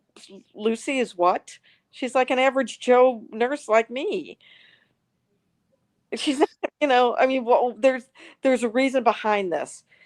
But And the human story about the innocent nurse now has got a strong it's got strong power behind it. There's a lot and of that's good. a That's lot good. of people are not that they're not, they won't be. Yeah, there's a great human interest now in what the true story is. Yeah, but I mean, but you guys don't have as many freedoms as we have over here too. I mean, you No. guys got to be afraid what you post on Facebook. Yes, Yeah, and your that's right. media, Yeah, your media can only say so much. And yeah, again, we're corrupt over here. I'm not saying America's a better place. It's not. And again, a lot of this stuff started over here. And again, the money that was made, and it was starting in the 1990s, when we found the human genome and we could learn that through certain pharmaceuticals, you can make a hell of a lot of money. You could make a hell of a lot of money as these publishers. You could so medicine became the new gold, the new real estate, the new gold rush. And we started it. We made a hell of a lot of money, and like people like Anthony Fauci, even though he worked for the government, yeah. made a lot of money. Oh, definitely, So definitely. I can't blame the UK for looking at these people in the UK as, well, we want to make money here too. So let's do Yeah. what the Americans do. And that's what I'm thinking. You're protecting people who have basically taken advantage of the NHS, I think. Yes, because there's a lot of money. There's a big pot there to draw from, but Mm. it's inconceivable that well, when you've got even Dewey Evans said that this is one of the crazy ironies, that even if he said to John Sweeney, he said, if I would have known there was Pseudomonas on there, it would have been shut down, I would have shut it down. But then he's at the same time saying everything was fine. So it's bizarro world we're in with all that stuff, really. Yeah, And it is bizarre when they're making me believe that they didn't know.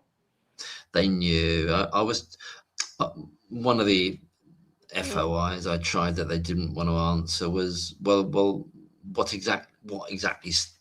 what steps did you take with regard to, and the dates and the steps taken all through that period? That's what I wanted from them, but no, they didn't And want to I'm answer. even questioning again. I have so many questions, and this is just questions I have.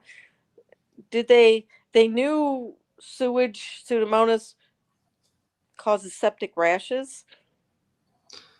Yeah, Were yeah, they well, allowing exactly. it to Yeah. go on? I mean, any other doctor like Brewer or Jeremy doctor would have been apoplectic at this. Well, no, we're getting more babies now with these mysterious rashes. I'm even starting to think that it wasn't baby D that first that Brewery did. Brewery had someone he was trying to figure out from the beginning. It might have been just he might have had like a few nurses pegged, but he had to have had a plan B just in case shit hits the fan, figuratively speaking, that he was going to pull this out of this pocket. And if you can remember, and I pointed this out, and again, I'm one of my videos I want to do too. The chairman of the board at that time was someone by the name of Sir Duncan Nichols. Duncan Nichols, yeah. Duncan Nichols. He was the head of the NHS back in around the Thatcher era.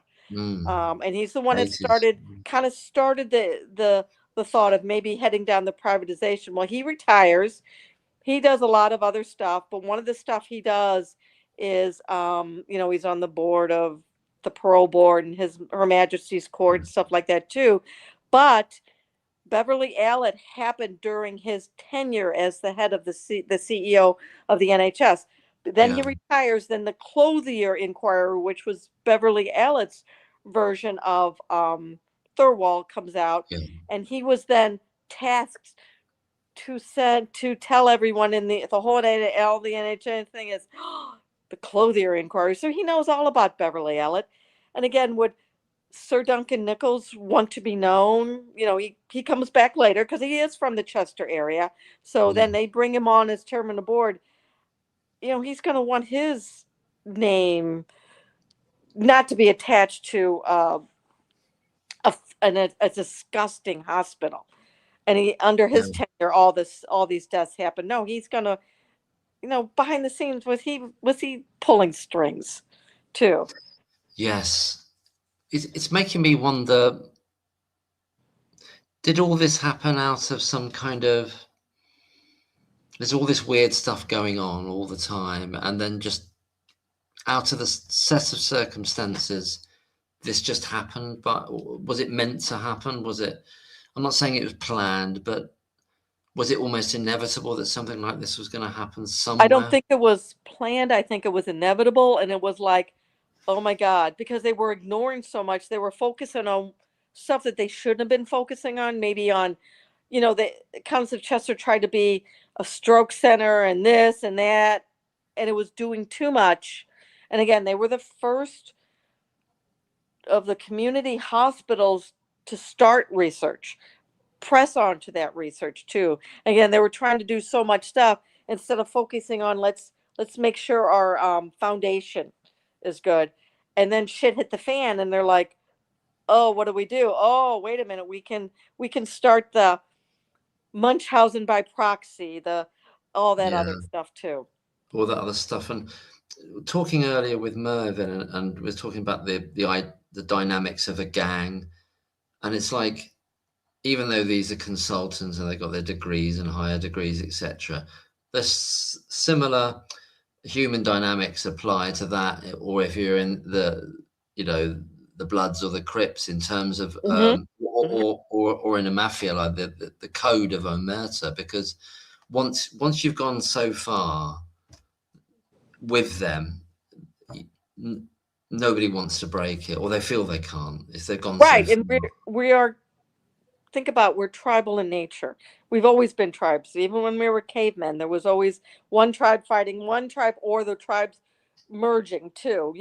There's so we've always have been tribal. It's in our nature to be tribal. So we all have those groups of friends. We all have this. We all have our own kind of tribes, our families, and this and stuff.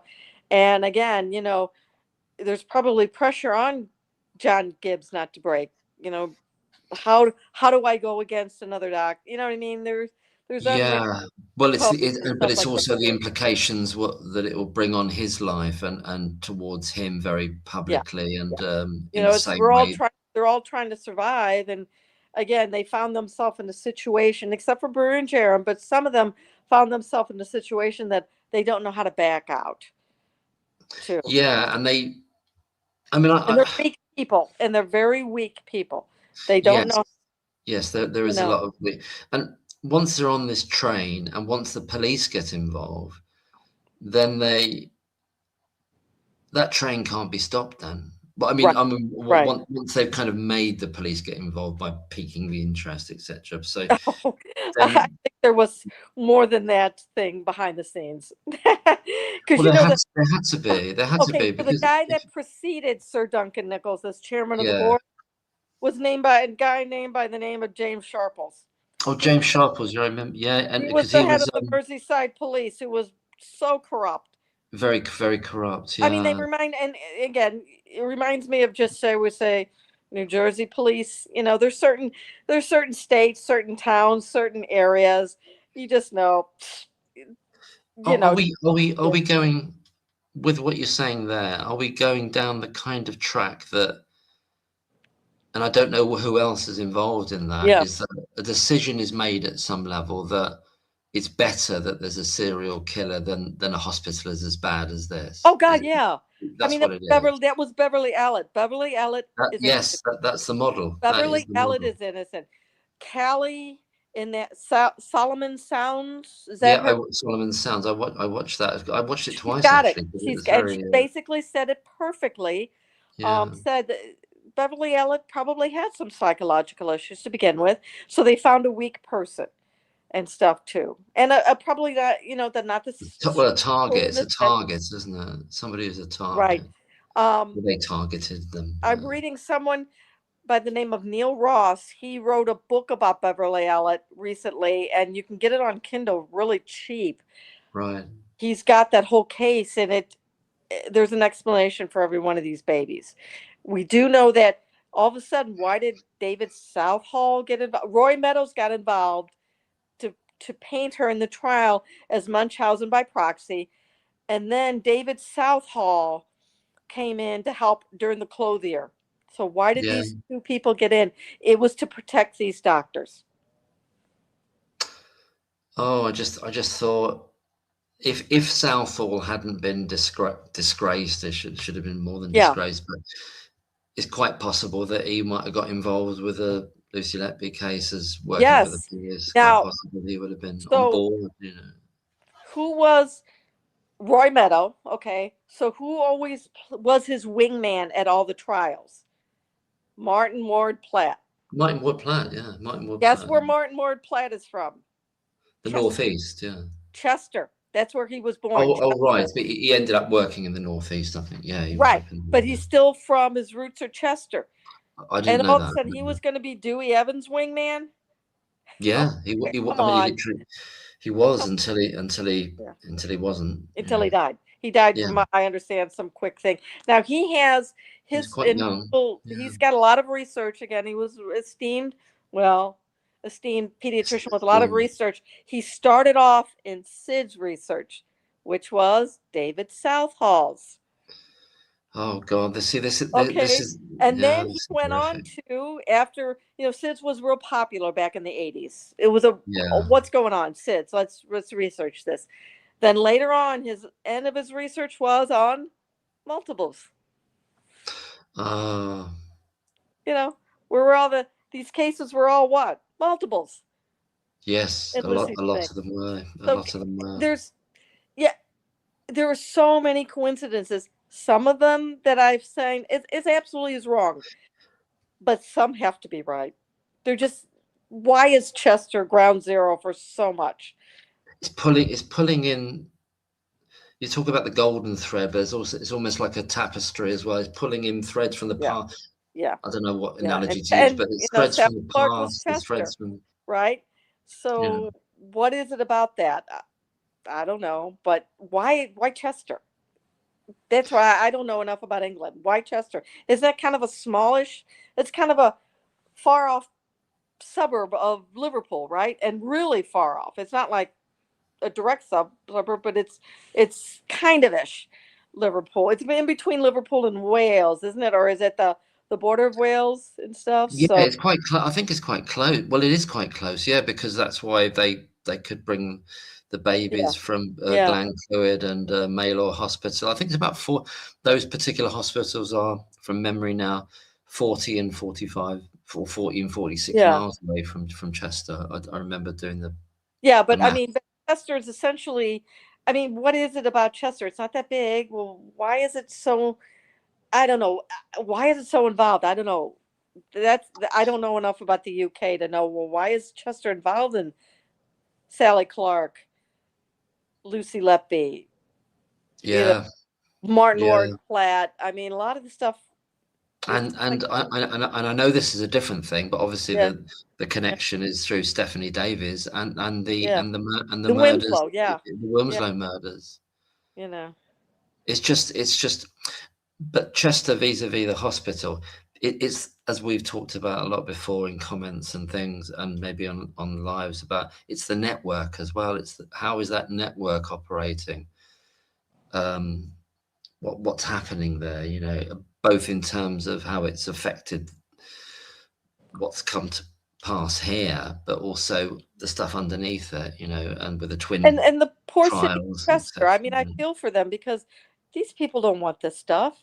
Oh God, no, they No, they no, don't deserve this stuff. So, no.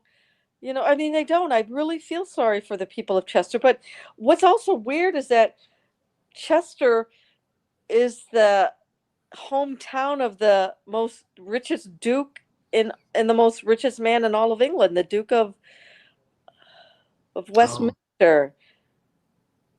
Too, I just Really? Oh God, yeah. So it's a place of power and yeah, influence, I guess. I don't know. Is it? You tell me. yeah. What's the Countess of Chester? Who was that again? Can you? I should know, but I Oh, who well, Diana that was. was Diana, of course. Well, Yeah, that's another because Charles had all these, titles. He thing, was isn't the it? Duke and Yeah. the Earl of this and that, along with the Prince of Wales.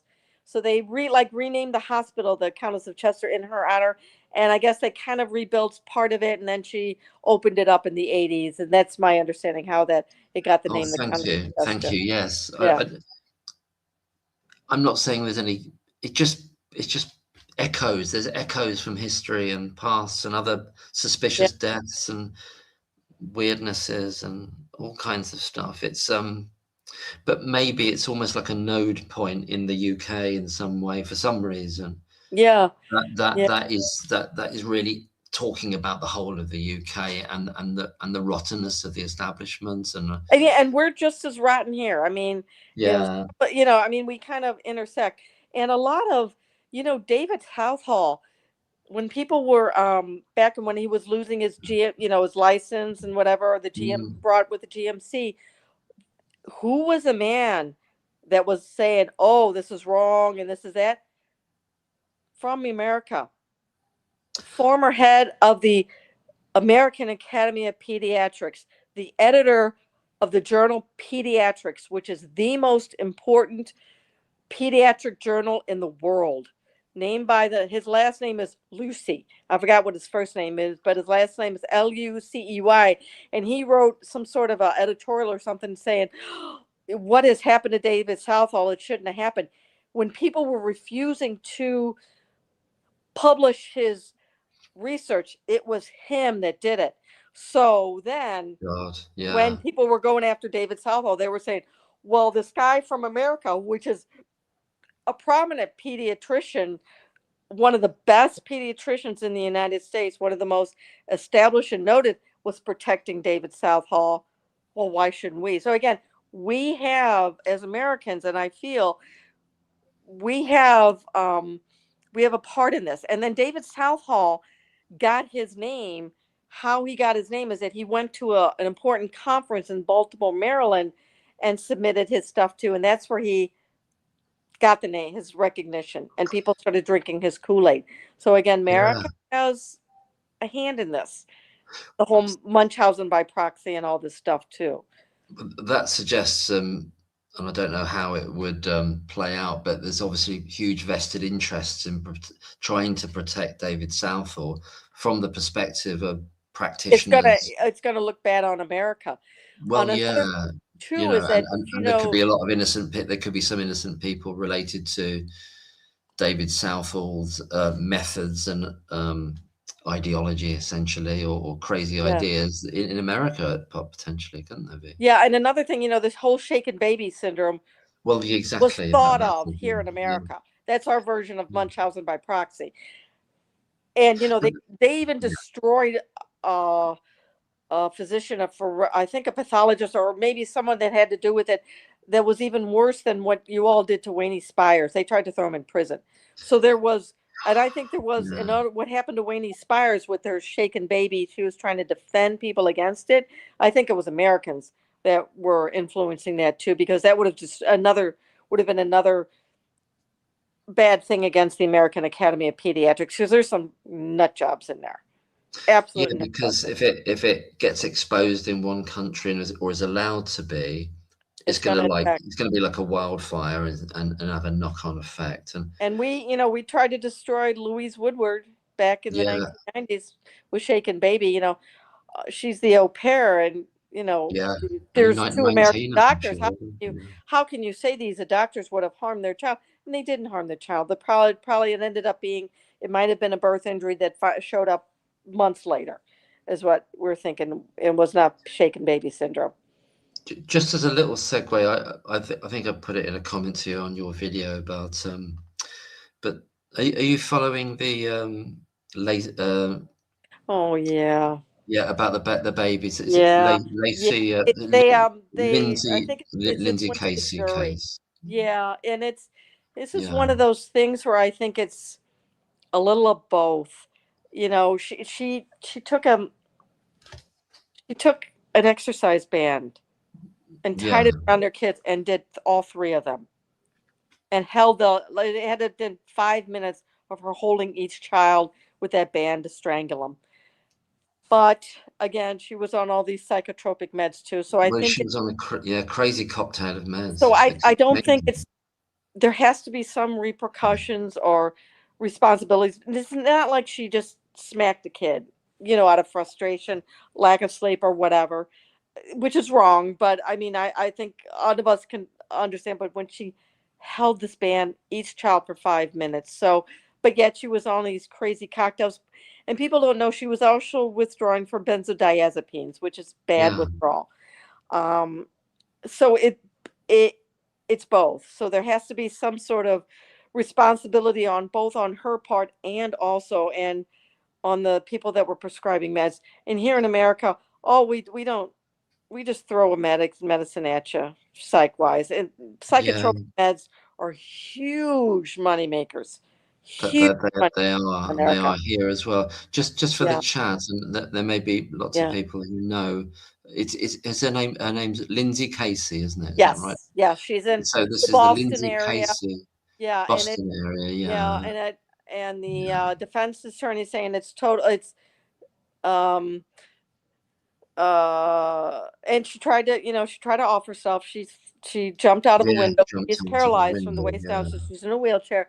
But they're trying to blame it on a temporary insanity, and yet the prosecution say, well, there was some plan in this, because she planned on having her husband away too, and she had looked out of the two. So it's one of those both yeah. both things. It isn't clear cut either way. I've been watching some about Yeah. it. Defending, not barrister, attorney, would they call him Attorney. attorney? Yeah, we just call them all lawyers. They're all lawyers. Lawyer. Or attorney and He's lawyer is the same he's thing. very Yeah. good. A guy called Reddington or something, and Yeah. he's been doing it for 50 years. Apparently, he's like 50 Yeah, years and on the job. Amazing. the prosecution witnesses too. He was able to, you know, make them look bad, but then the prosecution now in rebuttal has put a guy on and said, no, there is some responsibility on her part too. So it's both. It's both. It's a sad thing. I would not want to be on this jury. I don't know how I could do it. No, it's bringing up the whole thing about potentials for the postpartum psychosis as well as the drug interactions and Yeah, and there's some question if brain. it was she postpartum psychosis, was it lack of sleep? The baby was not letting her sleep. She had two other small children too. Yeah, I mean, she's not a horrible human being. Again, who knows? Who knows? it's a very I Yeah, think it's I just there is no good answer in this. I mean, do you lock her up for life in jail, or do you lock her up for life in a mental institution just to make sure everything is safe and everything? You there, know? there was a case because I watched like a comparator video Yeah. when they're of a guy in Ohio who strangled his terrible cases, his 10-year-old child, and he was I think he's been sent to a hospital rather than a prison because of we have being prisons deemed a that are psychiatric psychotic. prisons like you do too. So yeah, I don't know about the case, but I'm sure. Well, going back to what you were saying earlier, that's where Beverly Allitt was sent to a place called Rampton, which is a psychiatric hospital. And again, they say she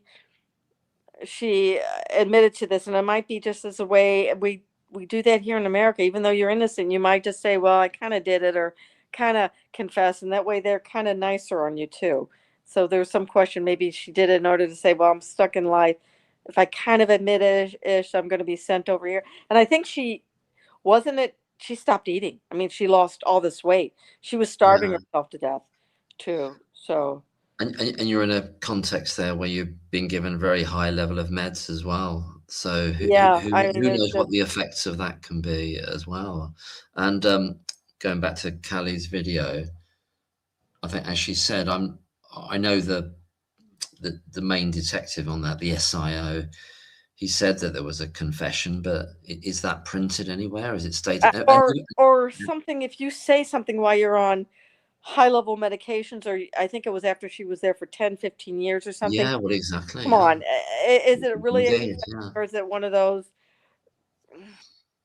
you know? And it was, I think, from Callie's video, from memory, it was the idea that if indeed she did say anything, I don't know if she did, but let's posit that she might have done. Was it in order to get out of the psychiatric world and into a prison setting rather than? Yeah. So there could be different motivators like that. Kaz has just said, or not just, a little while ago has said, Jenny, I've just checked on PubMed, 55 neonatal units. Yeah.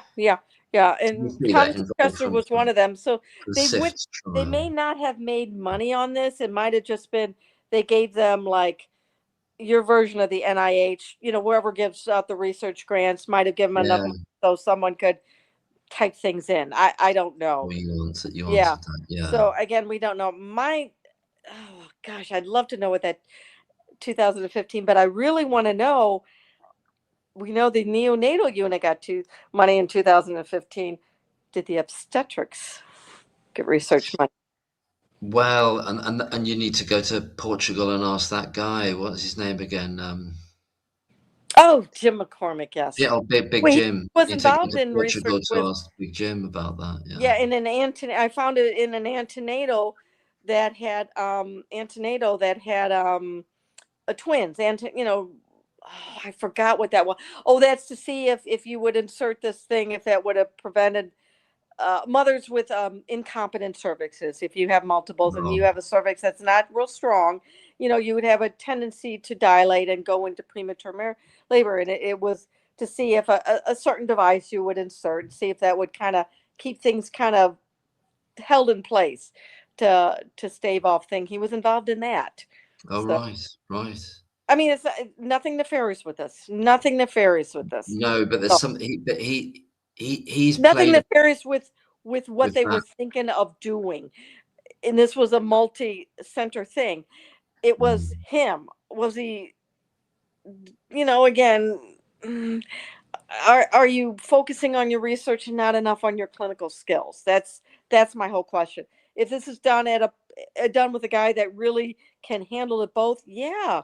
Or if it's done in a better hospital, yeah, or send moms with multiples that are looking at, send them to that teaching hospital, or that center can do it. Why is the Countess of Chester trying to get all this research stuff when they're not taking care of their hospital or community needs? That's right, and specific to him is there were these issues with stillbirths as well, weren't there? Oh yes, and that just happened to have.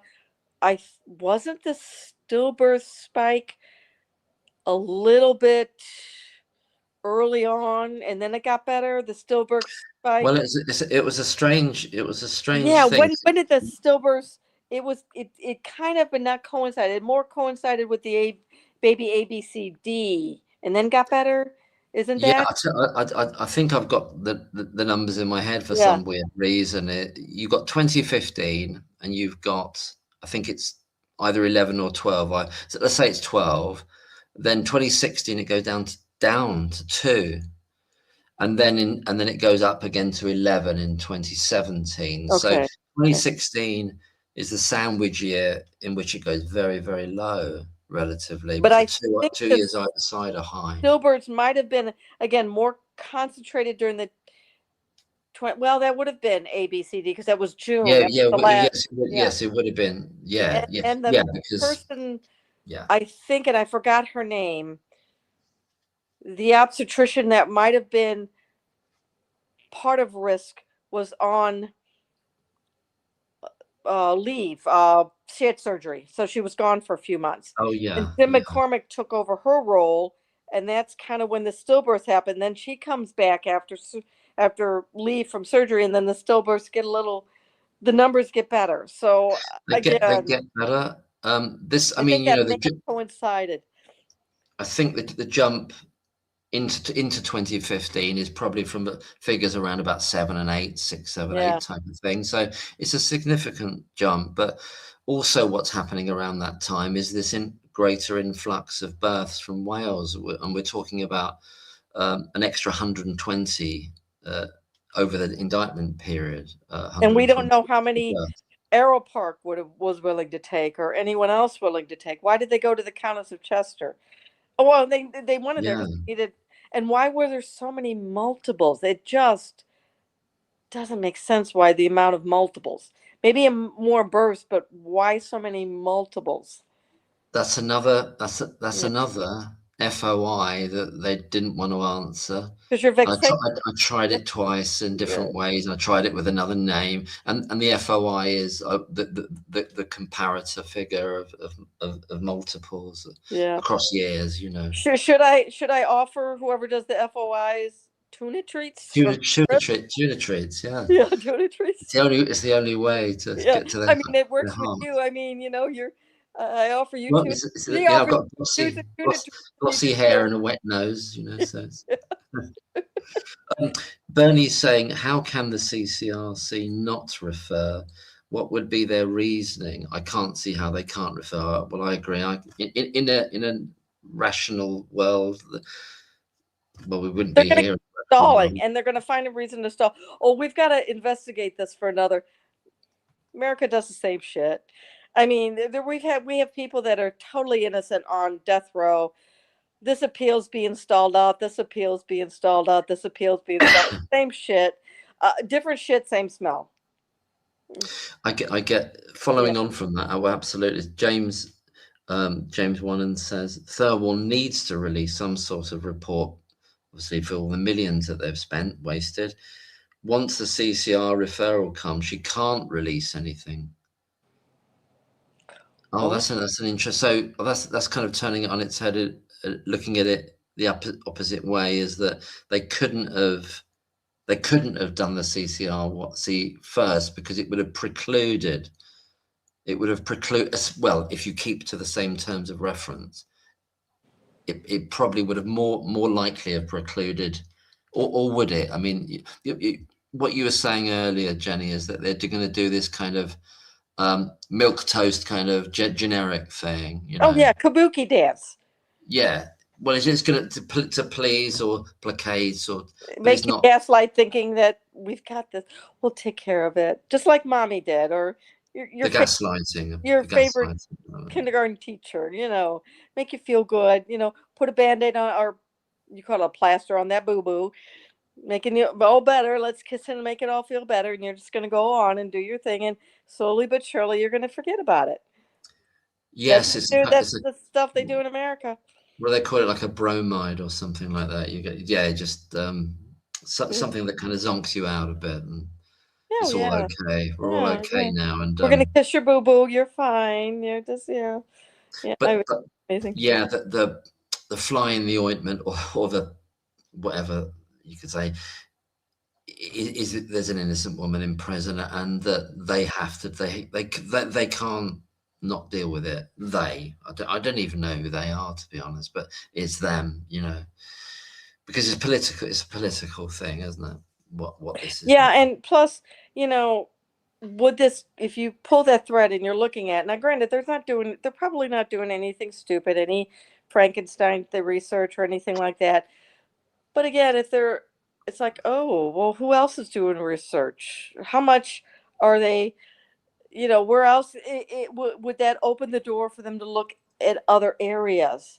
And again, if you think about it, you know, like America, there are industries are gone. Where do we make money? In healthcare, in publishing, in big pharma, this, that, medical research, grants from these foundations and these weird, you know what I mean, certain American foundations and certain, shall we say, UK trusts and stuff like that too.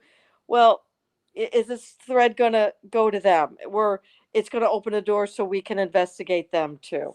So that's what I'm thinking. It's going to pull some thread to somewhere. Again, you know, all your finances are tied with big science, big pharma, just like ours is too.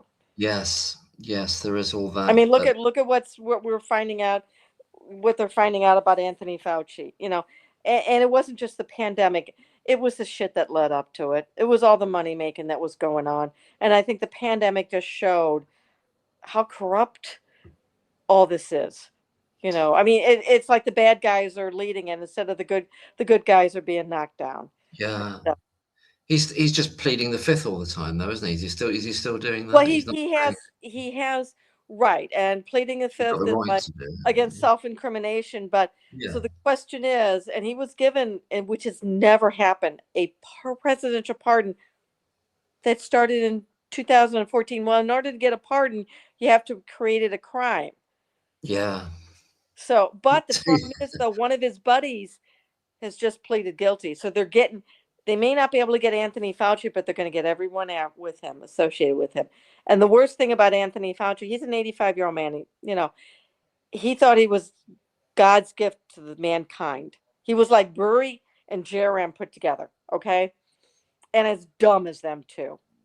He wasn't and for him now to realize that he's going to go down in history as kind of a Joseph Mengele to some degree, or our version of that, is worse than throwing him in prison. So but again, every guy under him that protected him is in big trouble. Right. I get where you're coming from. Yeah. I remember. I'm sure I've seen the video of the guy who created the PCR test, Kerry Mullis, I think his name is Kerry Mullis. There's a video out there somewhere of him talking about Fauci and saying that he's kind of really incompetent. He knows virtually stupid. nothing. He's a bureaucrat. He was never a scientist. He's a bureaucrat. He's exactly. a bureaucrat. Yeah. He's not that smart. He just knows how to play the system. Yeah. He's really not that smart. He was just nothing but a bureaucrat. He was a paper chaser. He just knew how to do it.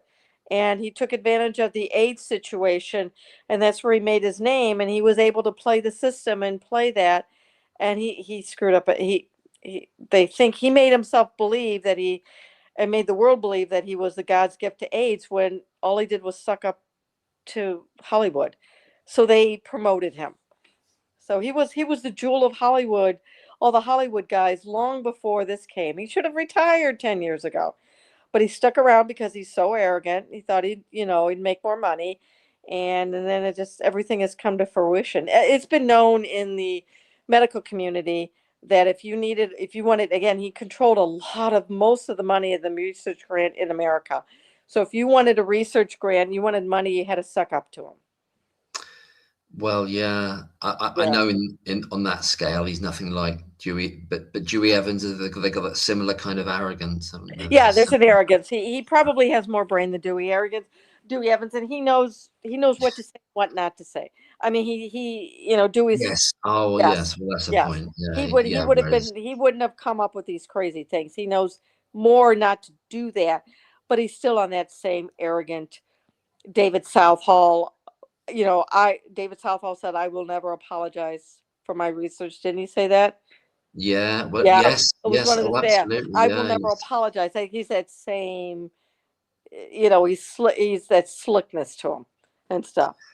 Yeah, and I think Meadow was the same, and But Meadow at least gave up his GMC, right? He gave it up voluntarily. He didn't fight it, didn't he? Just say, "I'll do yeah, it," and he went off. You know. yeah, yeah. I mean, but they're kind of a weird gang. They're another gang. All those characters on, and you've mentioned him, the guy John Money as well. Oh my and they're, God. so that's another Oh my God. Oh my freakazoid. God. I mean, Yeah, from Johns Hopkins, yeah. evil, utterly evil, Some evil. really evil stuff. Yeah, I watched some things Yeah. about that a couple of years ago. Trevor saying if the CCRC were to make an announcement immediately prior to Thirlwall, it would serve to deflect the attention from the farce of the inquiry. It's a good day to bury bad news, as they said about something in the past. I can't remember what that's about. A good day to, so it's almost like it's going to overshadow it. Yeah, I That, love Trevor. He makes so many wonderful comments on my. that's a very interesting. Yeah, So Trevor has got wonderful insight. yeah, Oh, absolutely. I love reading. I don't think I've ever read a Trevor comment that I didn't adore. Yeah, no, it's Yeah. smashing it. But are we thinking that there's a chance that in this window between now and the 15th, the CCRC are gonna? I have no idea. I mean, No, I have no idea how your whole legal system works. I just know the skanky part of the medical stuff. So, I mean, I know what we did. The stuff we get by with in America, and it's different shit, same smell. So, and again, this corruption started here in America and kind of spread over there. And we took some of your Munchausen, and we gave you Shaken Baby, and we made money here. And it's all intertwined. it's all intermixing, Yeah. and like you said, the whole thing with Southall going to conferences in Baltimore, it's all going to be And the fact that we had one of incestuous in a way. the most prominent pediatrician at that time, Yeah. Backham, American, All right. and the research he was doing, he was suffocating kids. You're backing him, yeah, yeah. I mean that there's no excuse for this, no excuse. And I want this to be known, and I want whatever Americans involvement in anything of this, I want it open. If we've hurt anyone outside of America, I want it to be known. Well, I think when you're in deep, or your colleagues, or your profession's in deep with something dodgy, then you've got to protect someone over here who's being attacked by someone else, and keep Mhm. them keep. And I I mean, don't like. it's I horrific. don't. I view the UK as Mm. we're one of our best. We're attached at the hips. We're your friends. We UK and America. They're so wonderful, and just I hate if we did anything that would have hurt you all. It bothers me as an American. I It understand. really does. I can't remember that phrase. Was it two countries divided by a common The common language? language. There was that Who said Bernard who said Shaw. that? Bernard Shaw. Oh, was it him? Yeah, Yeah, yeah, it wasn't. Yeah, two. Yeah, two. something like that, wasn't it? Yeah, yeah, divided by a common language or something like. Yeah, it was. Yeah. Well, there you got Yeah, I those mean, words. Winston Churchill's mother was American, She was American as well. Yeah. and her name was Yeah. Jenny. Ah, yes. Her name was Jenny. Jenny. Jenny. Oh, well, Jenny Churchill, but I forgot what her maiden name was. And she brought over money. She was one of the kind of we call them the dollar princesses. All needed money over there. So we had rich American women here that they had good dowries, and they married over there. Kind of the Downton Abbey. I was just going to say that comes up Yeah, in Downton Abbey, yeah, but doesn't it? Can't she was remember the before actress. really. Annie McDowell. Yeah. Yeah, but the anyhow, but she came like right about 10 or 15 years before the really big money, like okay, so Winston Churchill's mother was Jenny, but his aunt was the Duchess. She was I forgot, she wasn't an Astor, she was a Vanderbilt, and Vanderbilt. her Yeah. mother sold her over there. Ah. And it was her dowry that saved Blenheim Hall. That was the seat of Oh yeah, Blenheim Palace. Yeah. Blenheim Palace. That was the seat, and I guess Winston Churchill was like the son of a second son, so he never got the dukedom. Yes. That's there's her Yeah. association. So, oh, is her name Cornelia? It begins with the Constance Consuelo, and he adored Right. his American aunt also, who Yes. and Right. she divorced his uncle, but yet she kept in touch with Winston and was a really good. And she stayed in the United Kingdom, and she remarried again. She remarried, but she became beloved in the United Kingdom as an American, and she really helped out a lot during World War One and stuff like that too. So again a good American, a force of good. Yeah, I listened to something I know a number of times over the years Yeah. about Mrs. Edward and Mrs. Simpson, but Oh she had a God, yeah. different kind of background. But it was, and then they end up going to France and everything, and it's quite a strange relationship in the No, end. she She was was married. born poor, but her family Yeah, was rich. yeah, And she had a rich uncle who controlled her and controlled the money. So she went to really good boarding schools and stuff like that too. But again, she was desperate for money, and this uncle just really had her because her father died when she was young. So that yeah. uncle controlled a lot with her and stuff like that too. So again, she went over there and she married the guy she married over there. Her first husband was abusive. The second husband, she married for money, and he was Money. Yeah. British. So that's how the connection was. And then I guess I don't know. Found that. It's all history, isn't it? Yeah, Bernie's saying Yoxall's Liverpool Women's is a yeah. teaching It's hospital. associated with the University of Liverpool. Yes, High Glennis, that's there. Yoxall and Breary. I'll just catch up, do a quick catch. Oh, hi, Callie. Oh, We were talking a lot about your video. We're talking about the Callie, I love your videos. Beverly Outlet video you did, Yeah. which is very And I love Kelly's interesting. vibes. She kind of has that Earth Mother, kind of. I Yeah, like the vibes. yeah, absolutely, and yeah. So we were talking about that. Bernie saying hi, Callie. Hi. I've got a bit behind.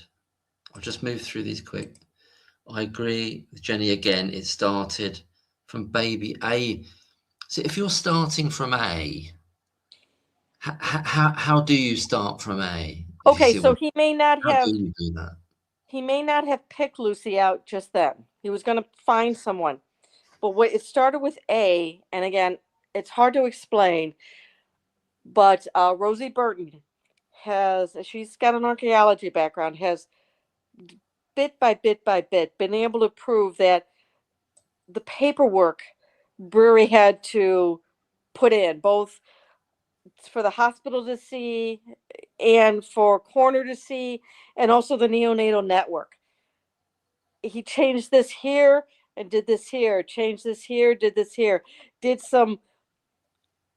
maybe some white lies, outright lies, really thing from the very start of A, and was able to get it so the inquest was essentially a no thing. It was able to hide the fact that they screwed up on the kid.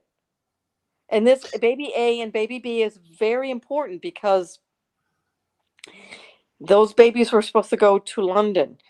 And if you screw up on something like this, they were very, they were cared for well and stuff like that, and they had this beautiful maternity thing.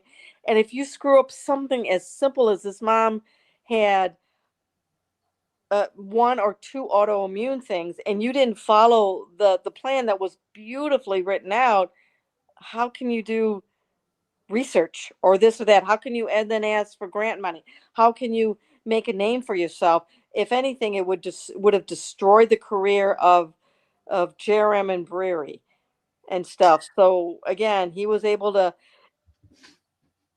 Oh, it's hard to explain. I mean, he made there was something called an obstetric review, and he made it look like a secondary obstetric review. It had nothing to do with the obstetrics. He wrote it, but he made it Yeah. look as if the obstetricians wrote it.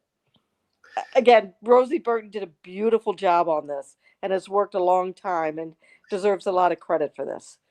Is it possible that might suggest that if somebody's starting from A, in other words, there's no pattern already. There's no pattern in order to like find a murderer, as it were. So does that suggest that it could be, well, I just need to find somebody to blame for it, not for a crime, but I just need somebody that isn't me, or that's all I need.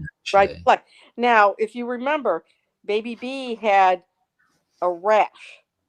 Okay. And Baby B probably had a rash that we would call neonatal lupus. Even Mom may or may not have had lupus, but would have had a rash, kind of lupus. Now, Ravi says he found the rash article in June of 2016. I am theorizing if he went and looked for rashes in June of 2015, because Ravi was part of Baby A. Yeah, He was the twin. Again, Ravi may have had this and kind of put it in his back pocket. Let's save this for this. Again, I think Brewery put something in his drawer of doom to hide. And again, he knew he screwed up. And then all of a sudden, here comes B, here comes C, here comes D, here comes this, and everything is coming. And he's freaking. He's got to find a scapegoat. So he's got to find someone who's got a weakness. But also, what's happening is that Lucy put in what 20 something Datix. These Datix goes to the hospital, but it goes to everywhere. So Lucy's Datixes are making Brewery look bad in the network too. Yes. Oh, so anyone in the NHS can see this, or who has got access to it can see these Datixes. This is part of the whole thing. So he's looking bad. Lucy's turning him in. She doesn't realize she's doing these because she's supposed to do it. We used to call them incident reports, and something's just not right here. So you gotta do that. And she's too naive to know that. Okay, if you're gonna write an incident report or a Datix, there's certain people you can write on, or certain incidents you can write on, and certain incidents you gotta kind of, it's like any job. You gotta know when to blow the whistle and when not to. So she was just too naive. She was so good at or just thought and she didn't date herself. So no, I'm supposed to put this in. Yeah, that's what you're taught in nursing school. But what they don't teach you in nursing school is like in any other job, you gotta know where to put your toe in the water. So again, this brings in the difference of her friend that said, I don't want to be, I'm not going to stay here. Oh yeah. She felt the temperature and the vibe about that place, and it wasn't. Yeah, and Lucy was too naive. And again, nurses are not perfect. We're like any other group of people. We've got the lazy part ones that want the status quo and want you to, just do just enough. And then you got the ones who want to work, and there's a real tension. You got to find that good group that'll support you. And there was a good group of nurses there too, but there was a group of lazy nurses. Yes, and it's like any other group of you get a group of women or anything like that. We get tribal too. And you have to kind of, and I've left units. No, I'm not going to deal with this crap, So you find your group that protects you. In this group, well, there may not have been enough. And again, with the mix of Brewery, well, this is the kind of group that would suck up to him too. Well, I was just going to say, you can get, and he would defend them. You get the group that wants to curry favor in a sense with the consultants by saying, "Well, look, I'm not writing any. I'd never dream of doing it." But it's also a group, which is terrible. That again, if they're going to be lazy, they're going to protect the lazy consultants. But I got this feeling that Brewery would have blackmailed them too. I bet Brewery went to a few of them and said, and they did. There were some things where these nurses, they weren't the best during the day shift or whatever the shift previous to Lucy. They should have caught things and they didn't. And I bet Brewery went to them and said, you screwed up. So guess what? I'm going to throw, what I mean? Either you back me or testify at the trial. They're scared. They're scared. Well, there's a bit, I don't know if it's leakage, but there's a kind of a bit of a flag when all this stuff about when, I think it's Brewery saying it, maybe the other one's doing it. No, Jairam also says it. Oh, this one's nice Lucy, nice the other one. It's just this kind of bland terms, so it's almost like they're interchangeable. This one's nice. I don't even really know what they're doing. I can't even tell them apart, which is why I think it's quite possible Lucy Letby wasn't in the room with baby Kay at all. It was Nurse no, Oakley, I don't think she was. Oakley, you know. I don't think she So was. it's all this, like, because they're so in this rare, these consultants are in this rarefied atmosphere where they're these big shots, and there's just it's not that person because they're nice or whatever. It's not. It's a load of rubbish, isn't it? Really. Oh no, and Ravi is he's so full of himself. You know, he's such a smarmy guy. You know. Yes, I think it's smart. Brewer you would be afraid of. Ravi, you didn't realize he's smarming you to death, and you didn't realize it. You know. No. Callie's saying it. I'm sure I remember an article saying Breary was ex-military. Yes, he was. It seems to be. Well, I went down a bit of a, well, not rabbit hole, but I kept on trying to find that tale to disappearing, and I had the idea that he was, but I don't know whether this has come out of possibly a thing about Myers, because Benjamin Myers was ex-military, so I'm not sure whether there's, because he had a period of it in, I think it was in the army. I thought I'm not sure. I heard, and I thought Ravi was an aeronautical engineer and was spent like in the RAF, and then after 4 years left the RAF and went to medical school. Well, Breary, so Yeah. Breary had an engineering background. I thought so, yeah. And again, but I've never found. I've tried to find something, but as Callie's saying there, that they're hiding him. It's possible. We don't know where he got his pediatric training from. We know he went to the University of We know he went to the University of Birmingham to get his medical degree. Then there's a space we don't know anything, and then all of a sudden we know he got his MD, PhD, from the University of Liverpool with a thing on immunology. But with Ravi, I can find where he got, he did this trainee at whatever. Yeah. With Murray, it's nothing. It's like whitewashed from the internet. Oh, I think Ravi did some work in the Northeast where Martin. Yeah. I mean, you can find find where all these guys kind of did some training here, and where they did their junior doctors and registrars. You can find that, but with Brewery, it's like gone. He's a very unusual. Yeah, there's someone. It's like mystery and stuff too. And the whole Africa thing as well, because he was big into the exchanges and the Kizzy Uganda, isn't it, as well? Yeah, and then the infectious disease not only went Nurse Samantha Welker not only went to that corrupt Kitsi hospital in Uganda, she also spent time in Ghana with the top Liverpool tropical guys. Yeah, it mind-boggling. And they're not fixing things at home, and they're telling other people how to. Well, why is the infectious disease nurse from a kind of nondescript, not important hospital pairing up with top guys from Liverpool Tropical Medicine Institute, which is world renowned in Ghana? It's another thread, another connection. It doesn't make sense. Yeah, if this was the infectious disease nurse from Great Ormond Street Hospital, infectious disease nurse from Liverpool Women's, from a real renowned teaching hospital, yeah. But from this place, it doesn't make sense. Martin Ward-Platt did a 7-page report backing up Dewey. He worked at the RVI in Newcastle upon Tyne. I don't know what that is. So the Royal. Oh, Royal something Institute. Royal something Institute, is it? So it's a well-renowned, I take it. Yeah, I think Martin Ward-Platt at engineering. Yeah, he was an engineer, Callie. He wasn't it, and then he became what did he become actually? Yeah, but he's going to be remembered for. He'll be remembered as something else. And Won't he? thank you, Kelly, for that Beverly Yeah, Allen Beverly video. Allen. Yeah, It explains so much. catching up a bit Yeah. now. Scapegoat, absolutely. COCH County Chester, named after. Oh, thank you. Hmm. I got a bit behind. Do you think the announcement is significant day?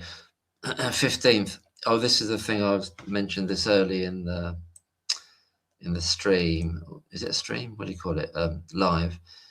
Is the Lady of All Sorrows feast day in the Catholic Church on the 15th of September. Very deliberate. So we've got the 15th of the 9th. The Lady of All Sorrows. Oh, So yeah. that's a bit worrying. Diana, Lady of All Sorrows, Lady Di, and then Lucy too. I know, and that male doctor with his name Lucy as well. It's some very weird, and Lucia de Barque, and it's just so Too many Lucys. there's so much.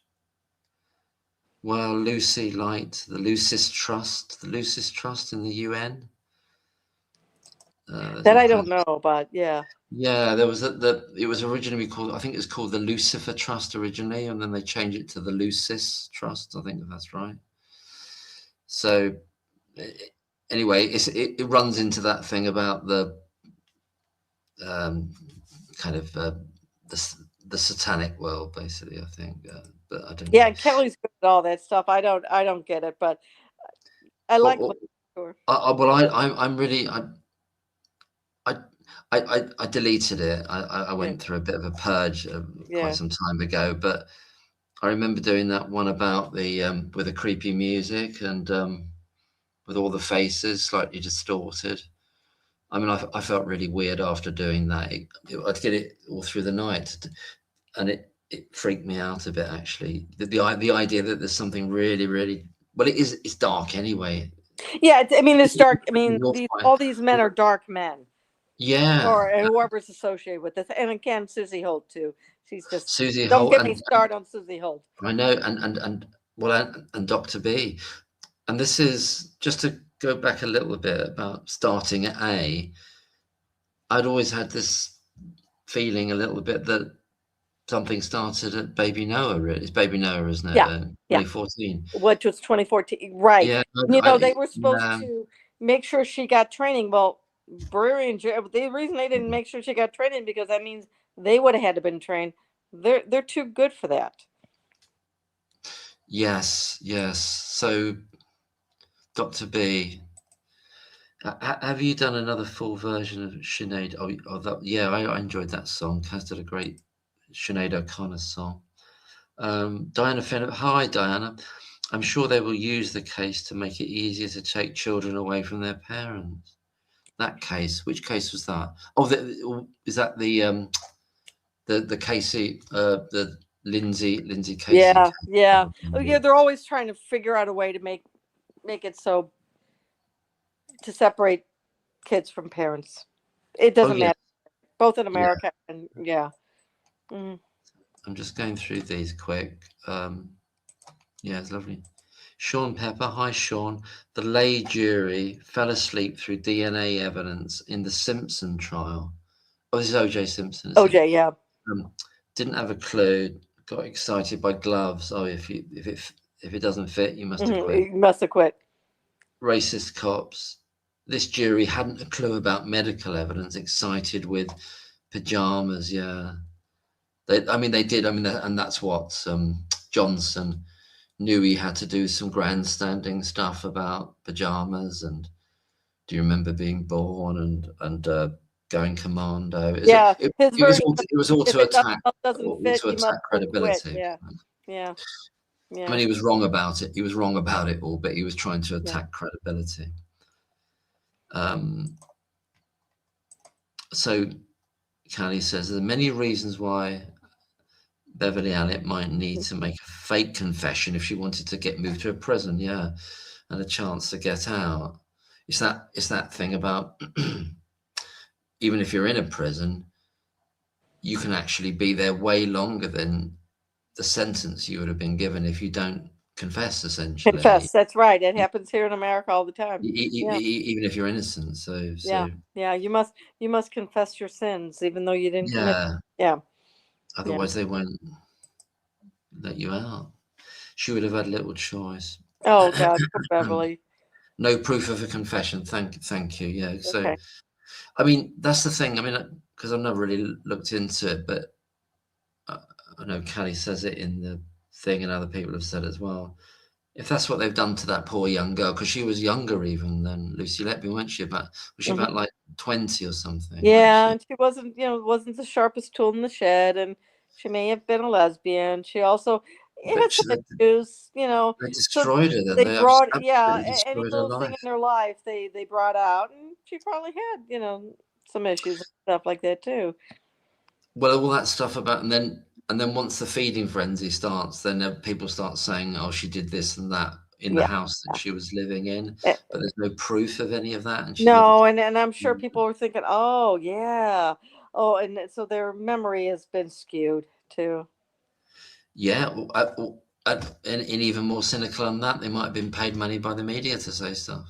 They might, it Yes. might Yeah. have been a backhander, as we say in here, a backhander, and some cash. There was no way she was going to prison. That she said that there was no way she was going to prison. That's right. She claimed innocent, and she even told people they don't have any proof or anything like Oh, I that. see. Oh, yeah, I Yeah. got it. Yeah, Sorry, she yeah. told people that there was no proof or no way they can pin this on me. It's just like Lucy, Well, Yeah. I rewatched something about there was a murder case with a poor girl was murdered at Christmas time by a neighbor in another flat, and the police tried to blame the landlord, Christopher Jeffries, and the media destroyed his character almost overnight. He ended up with a big payout from them, and which he totally deserved, obviously. But Yeah. the speed at which they were trying to create a fake persona, which is exactly what they did with Lucy, didn't they? They built it.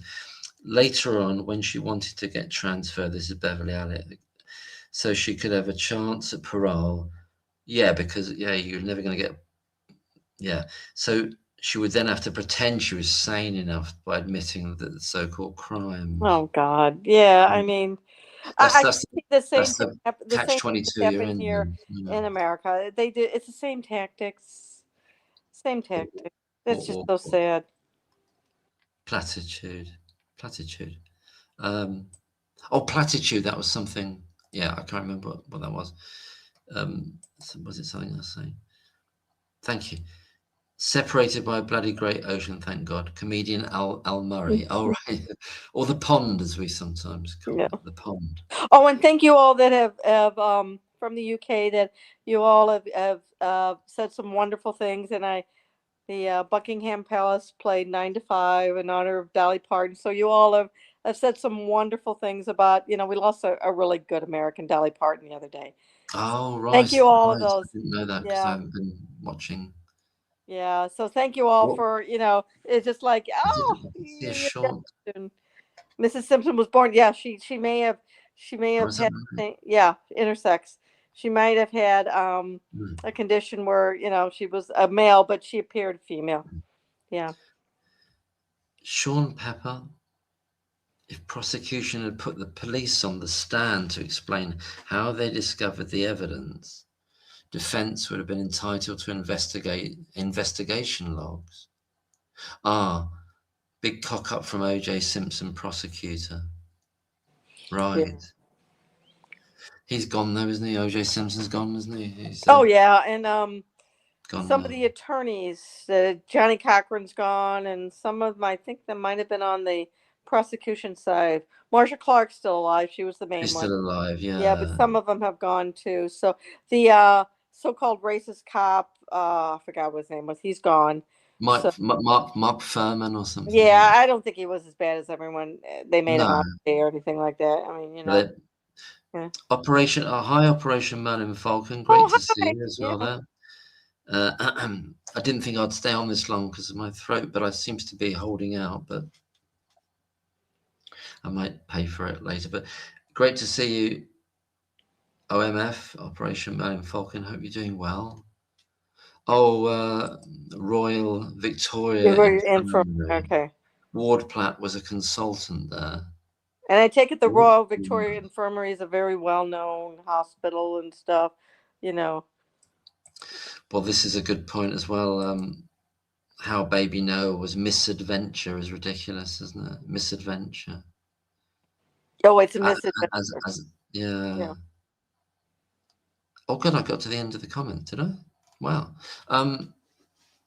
But yeah, it's just, well, do you think, Jenny, you'll be, and this is for the chat as well, obviously, as everything is as well.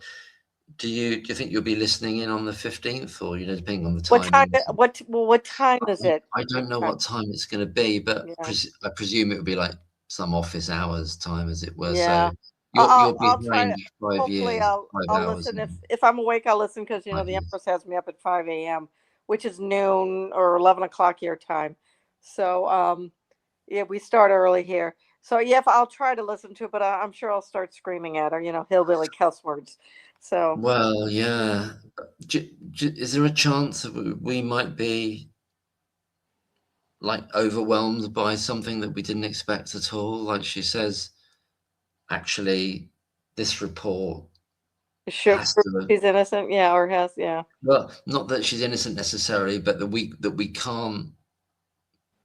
I don't know. I was saying it to Mervyn earlier on. I can't grasp what the hell she's going to do. I don't know what it can be. She's going to do establish. Isn't she? Hasn't she always been establishment? Why would she mess things up now? But pragmatically, literally, how is she going to? She's not going to make it explicit to say, "Oh, I'm not saying she is a murderer, but if you have a murderer, this is what you should do." This is what you would do. Yeah, that's what I'm thinking. You got it. If you just happen to have a murderer there, can she do that? I don't know. I don't know what the terms are. Yeah, she'll do the politic thing, or the apparently necessary thing to say, well, it's not my position to question her current status as a convicted person. Yeah. But so I'm going to broaden it out into a general. General, yes. This is what you need to do. That's if you just happen to come across a murderer and you think it's a murderer, these are the steps you take. Yeah. So what you do is, don't do what Ravi Jayaram did and keep it to yourself for 13 months. She's probably going to slightly slap the consultants for not saying something sooner, or something like that. It might be a slap of the hand of someone, but Oh, well, that's the question that's just came into my head. Well, who will she want to protect then, or who will she want to cushion against any criticism? Oh, whoever higher than Mervyn and Jenny. She might slap the hands of people that we know of, but people that we don't know of that really, let's just say, the golden thread could go to, that's who she's protecting. So if she's protecting people we don't know of, we're not going to even see that. That's going to be the invisible part of it then, is it? Yeah, but she's might slap the hand of a few people just to kind of make us think that she's doing something. It might just like, oh, if you thought, Stevie and Ravi, you should probably said something earlier, or done this earlier and brought in the cops earlier, or something like that. But again, there's hidden people behind the scenes that she's protecting. Oh, for sure. There's all kinds of hidden things. Yeah. And what was I going to say? What Mervyn was saying earlier on is Operation Duet hasn't shut down, and you've just had it. You had it not that long ago, an arrest and a search of someone's house. Oh yeah, maybe she'll go after the managers for not doing more. Yeah, it might be that they may be the scapegoat. That's right. I didn't think about that. That's Mervyn. Mervyn does have some good ideas. Yeah. But and this is the chain, isn't it? That if she does that, then that's backing up the story that Lucy Letby is the murderer, isn't it? Because it's conditional upon that. Who knows? She's protecting someone that we don't. some ones, some institutions, Someone. some institutions, some bureaucratic thing, some whatever. These people up here, and she's going to try to stop it here. Someone has to take the fall so it doesn't go any the higher. Yes, no, I think that's right. Is that that thing I left that comment on your video about creating they call them bulkheads in ships, don't they? Yes, Where yes, you only yes, let a certain part you let it flood, but then to yeah, stop it spreading, you know. yes, yes. That's a good analogy. Yeah, yeah. OMF says, Mark, I'm worried about this Thirlwall report and what may accompany it soon after. Am I reading that right? That do you think? Are you reading this? Well, I can ask. I'm asking OMF this, but also Jenny. Are we kind of saying that the Thirlwall report could it could lead to the CCRC refusing to? Oh, are they using this as a way to do the CCRC? Oh, that I like that. Maybe. Oh, here, someone's saying hi to you, Mark. Here, hold on. Oh, hello, There's the Empress. Empress. Yeah, Hi, Empress. It's the yeah. Hubby wants to go to bed, so I'm kind of coming back out here. So he's an early riser. He's got his physical therapy tomorrow, so he wants to go yeah. to bed. I better go to bed in a bit as well. It's Yeah. it's about 2:30 here. Yeah, so Well, it's 8:30 here. He goes to bed 8:30. Yeah, it's like by 8:30, and and we're old folks, so we go to I bed hope, early.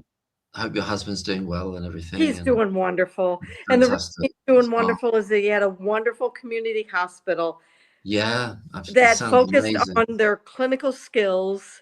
Yeah, They were the best of the best doctors and nurses, focused in what they needed to do. They didn't, they made sure that their clinical skills were top notch. This wasn't a top level hospital. This was kind of a middle range, and damn did they come through. So they were just wonderful. they're great. They And care for the community. What they yes, what Chester should have been. But back then in 2016 and 2017, they were crap. Someone else took them over. They got rid of the crap doctors. They invested what they needed to do and slowly, but surely did all what they needed to do. And, yeah, and that's why I have a great outcome. Had this been 2016, he'd be dead. absolutely. Yeah, Yeah. I mean, it's fantastic what they did, and the first responders was a really vital. Yeah, they just everyone needs to know how to do CPR. And it's not hard. Someone called our 911 with emergency thing, started the CPR, a nurse came by, helped it. The ambulance crew again got there quickly. Everything that could have gone well went well. Great, that's marvelous to And I hear. have a husband that took very good care of himself prior to all this happening. So yeah, everything is just couldn't be better. Absolute miracle. There are guardian angels in this world. There are. There definitely are. I'm going to say, Operation Merlin Falcon says, and these are the questions of the hour, really, and they've come up over the time, and I'm thinking these as well. Did Thirlwall get a signal from the CCRC? Will the CCRC make a decision before Thirlwall? It's possible. They're talking. They're talking, yeah. I mean, they're talking. They're all talking. I mean, yeah. I mean, want to say Mexican talking. standoff? It's been a Mexican standoff for the last year. It's like everyone's got a gun. Yeah. Oh yeah. Yeah. Is that what they call it? Mexican standoff, where there's all these people pointing a gun and no one knows who to shoot first or something? Well, that's true, I suppose. Yeah. And I mean, I don't know if I'm just too cynical or a foil hat thing, but I just think that as the public, we're always invited to believe that these agencies say they're separate, but are they really? When they join up further up, can't do the shape of it's it. Always been that way. Like it's separate always been down here, but and they it join always up will continue. Yeah, it's always been that way. It's always been that way. Also, Bernie's saying time for Betty buys. Great to see you, Bernie, and thanks very much for being here. Yeah, I love all your comments too. So yeah, awesome. And perhaps Operation Operation Merlin Falcon. Good night, Bernie. Good. Skeptical, yeah. I mean, I'm. Perhaps I we'll bring it agree. to. Yeah, we'll see what happens, and it's a couple of weeks and a bit away now. And Well, then Mark, I'd like to speak for everyone. You make sure you take care of yourself. You have yeah, been inspiration. thank you. Oh, sorry, You say have. again. I would never have known Lucy happened if your stuff didn't fall on my feet. I was like, what the hell is he talking about? So you've been a Yeah, real it must have inspiration. been like this. Who's this crazy guy? Yeah, at first I thought you were nuts. Yeah, I And then remember I you go, the wait first a time I minute. spoke. It's probably in a comment, but the first time I remember you saying, when I came across your video and I thought you were crazy." Well, and then Um, Hebreck with Tasha came in, and then yeah, well, exactly, yeah. Carl came in, and then someone else came in, and you were four so different people, so different, just in your life stories, saying the same damn thing. And I thought, Yeah. that's it. That's all I needed to know. That's all I Well, needed to know. and the other thing about it is, I mean, there's a real. It takes time to kind of, well, what's going on here? Why?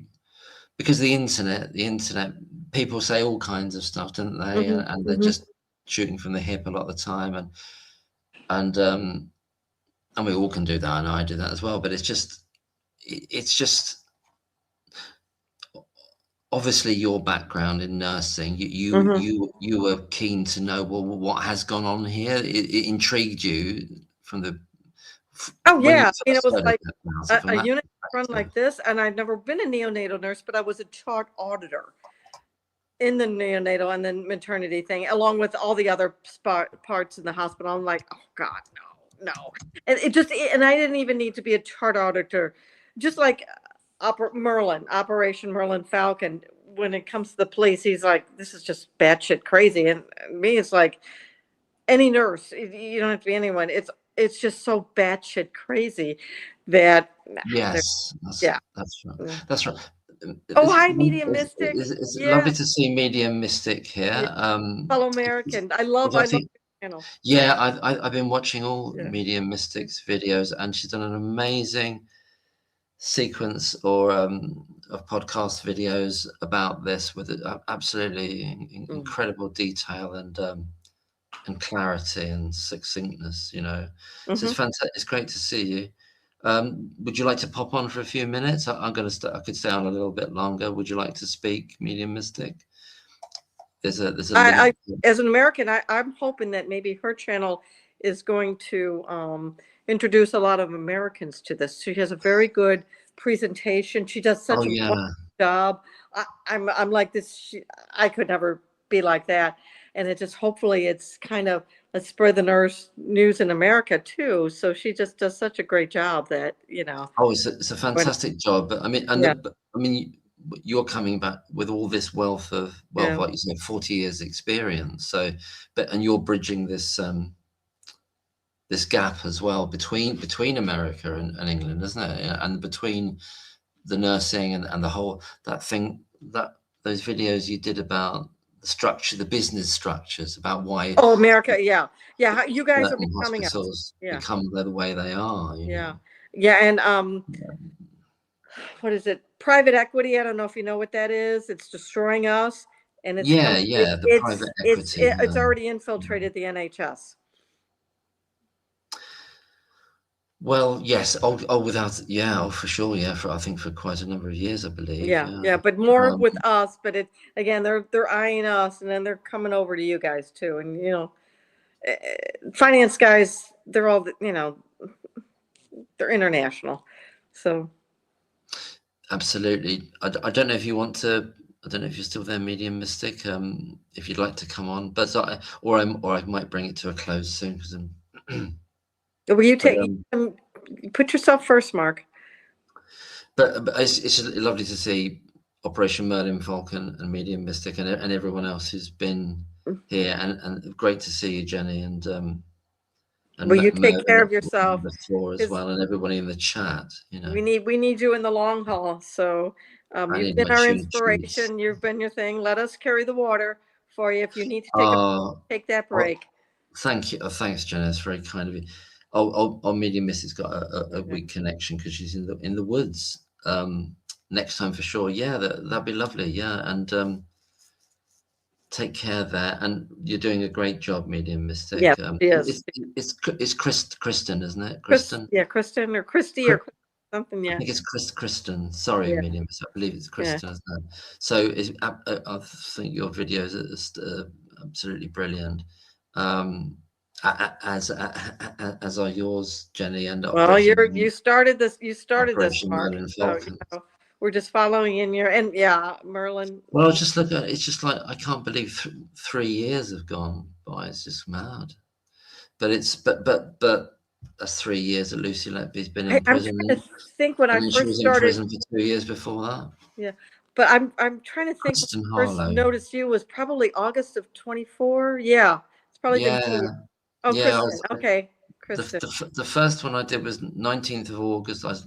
19th of August 2023. So okay, I started seeing you in 24. I'm assuming you Yeah. had to take that break, or did you take that break during Baby K trial? No, I didn't take any break. Oh, okay. Oh, wow. Because You were taking a risk there.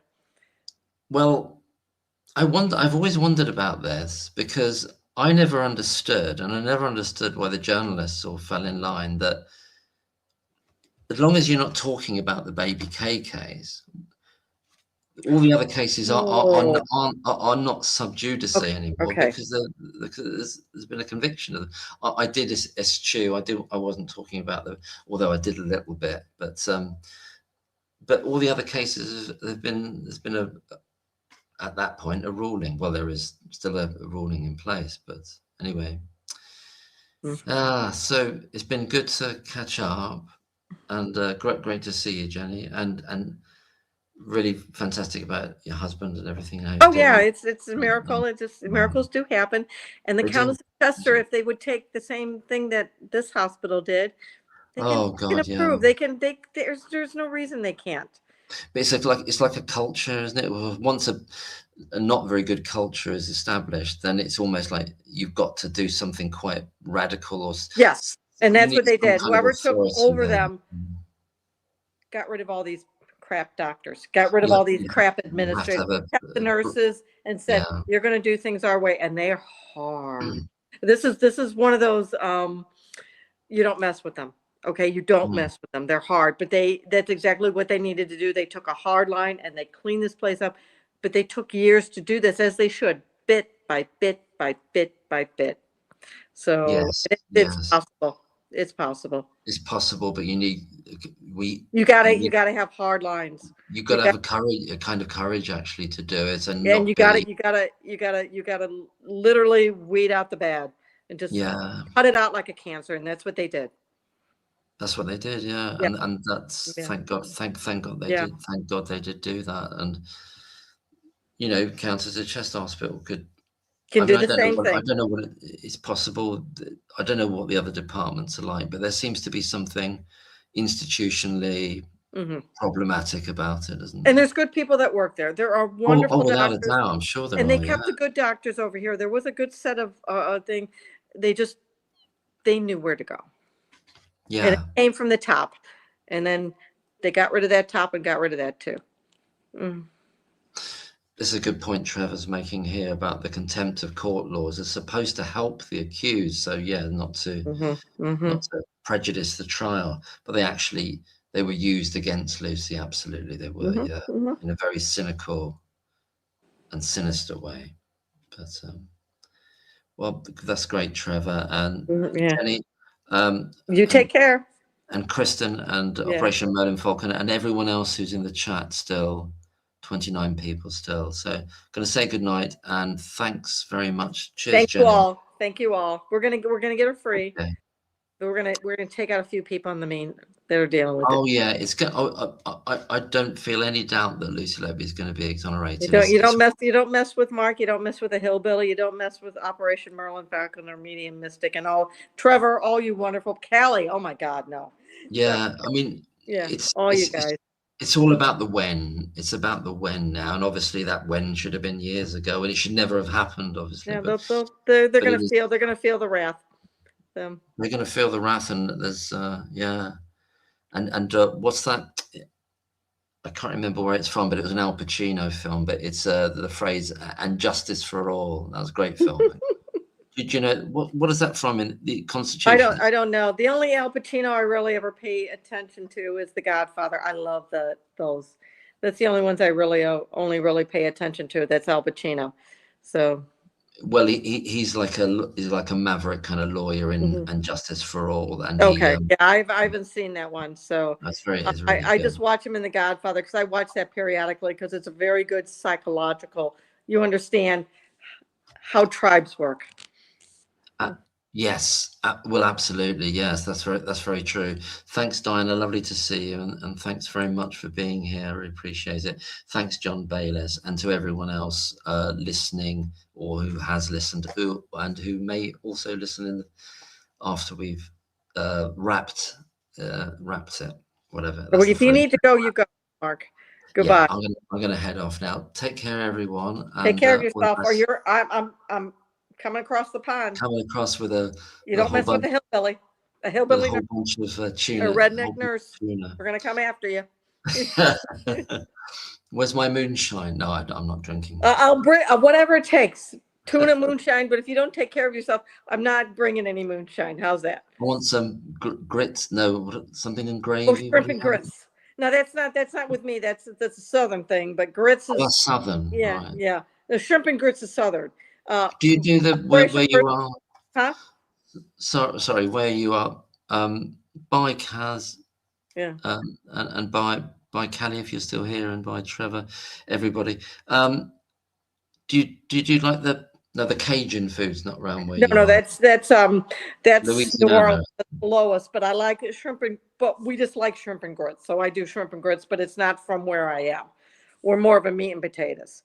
So meat and potatoes, yeah. Meat and potatoes, yeah. Meat and potatoes. Yeah, that sounds good to me. I'll have some of the meat and potatoes, and a peach cobbler. Oh God, yeah. That's more North Carolina and Georgia, but our peaches aren't quite as good over here, but still. Georgia's the state for peaches, is it? Or? Oh, North Carolina also. Oh, North Carolina. And North Carolina. Georgia, yes, Georgia peach, but North Carolina too are known for their peaches also. So yeah. And you're above Louisiana. Is it Louisiana? Yeah, I'm up the Mississippi. I'm above that. So no. Mississippi. So I'm literally right dab smack in the middle of America. So is that the Midwest then? Is it the Midwest? Yeah. Midwest. Yeah. Yeah. Yeah. Gosh, God, it's amazing. You're all that way away, isn't it? And we're talking. That's wonderful. It's all going to work out, Jenny. It's all going to work out.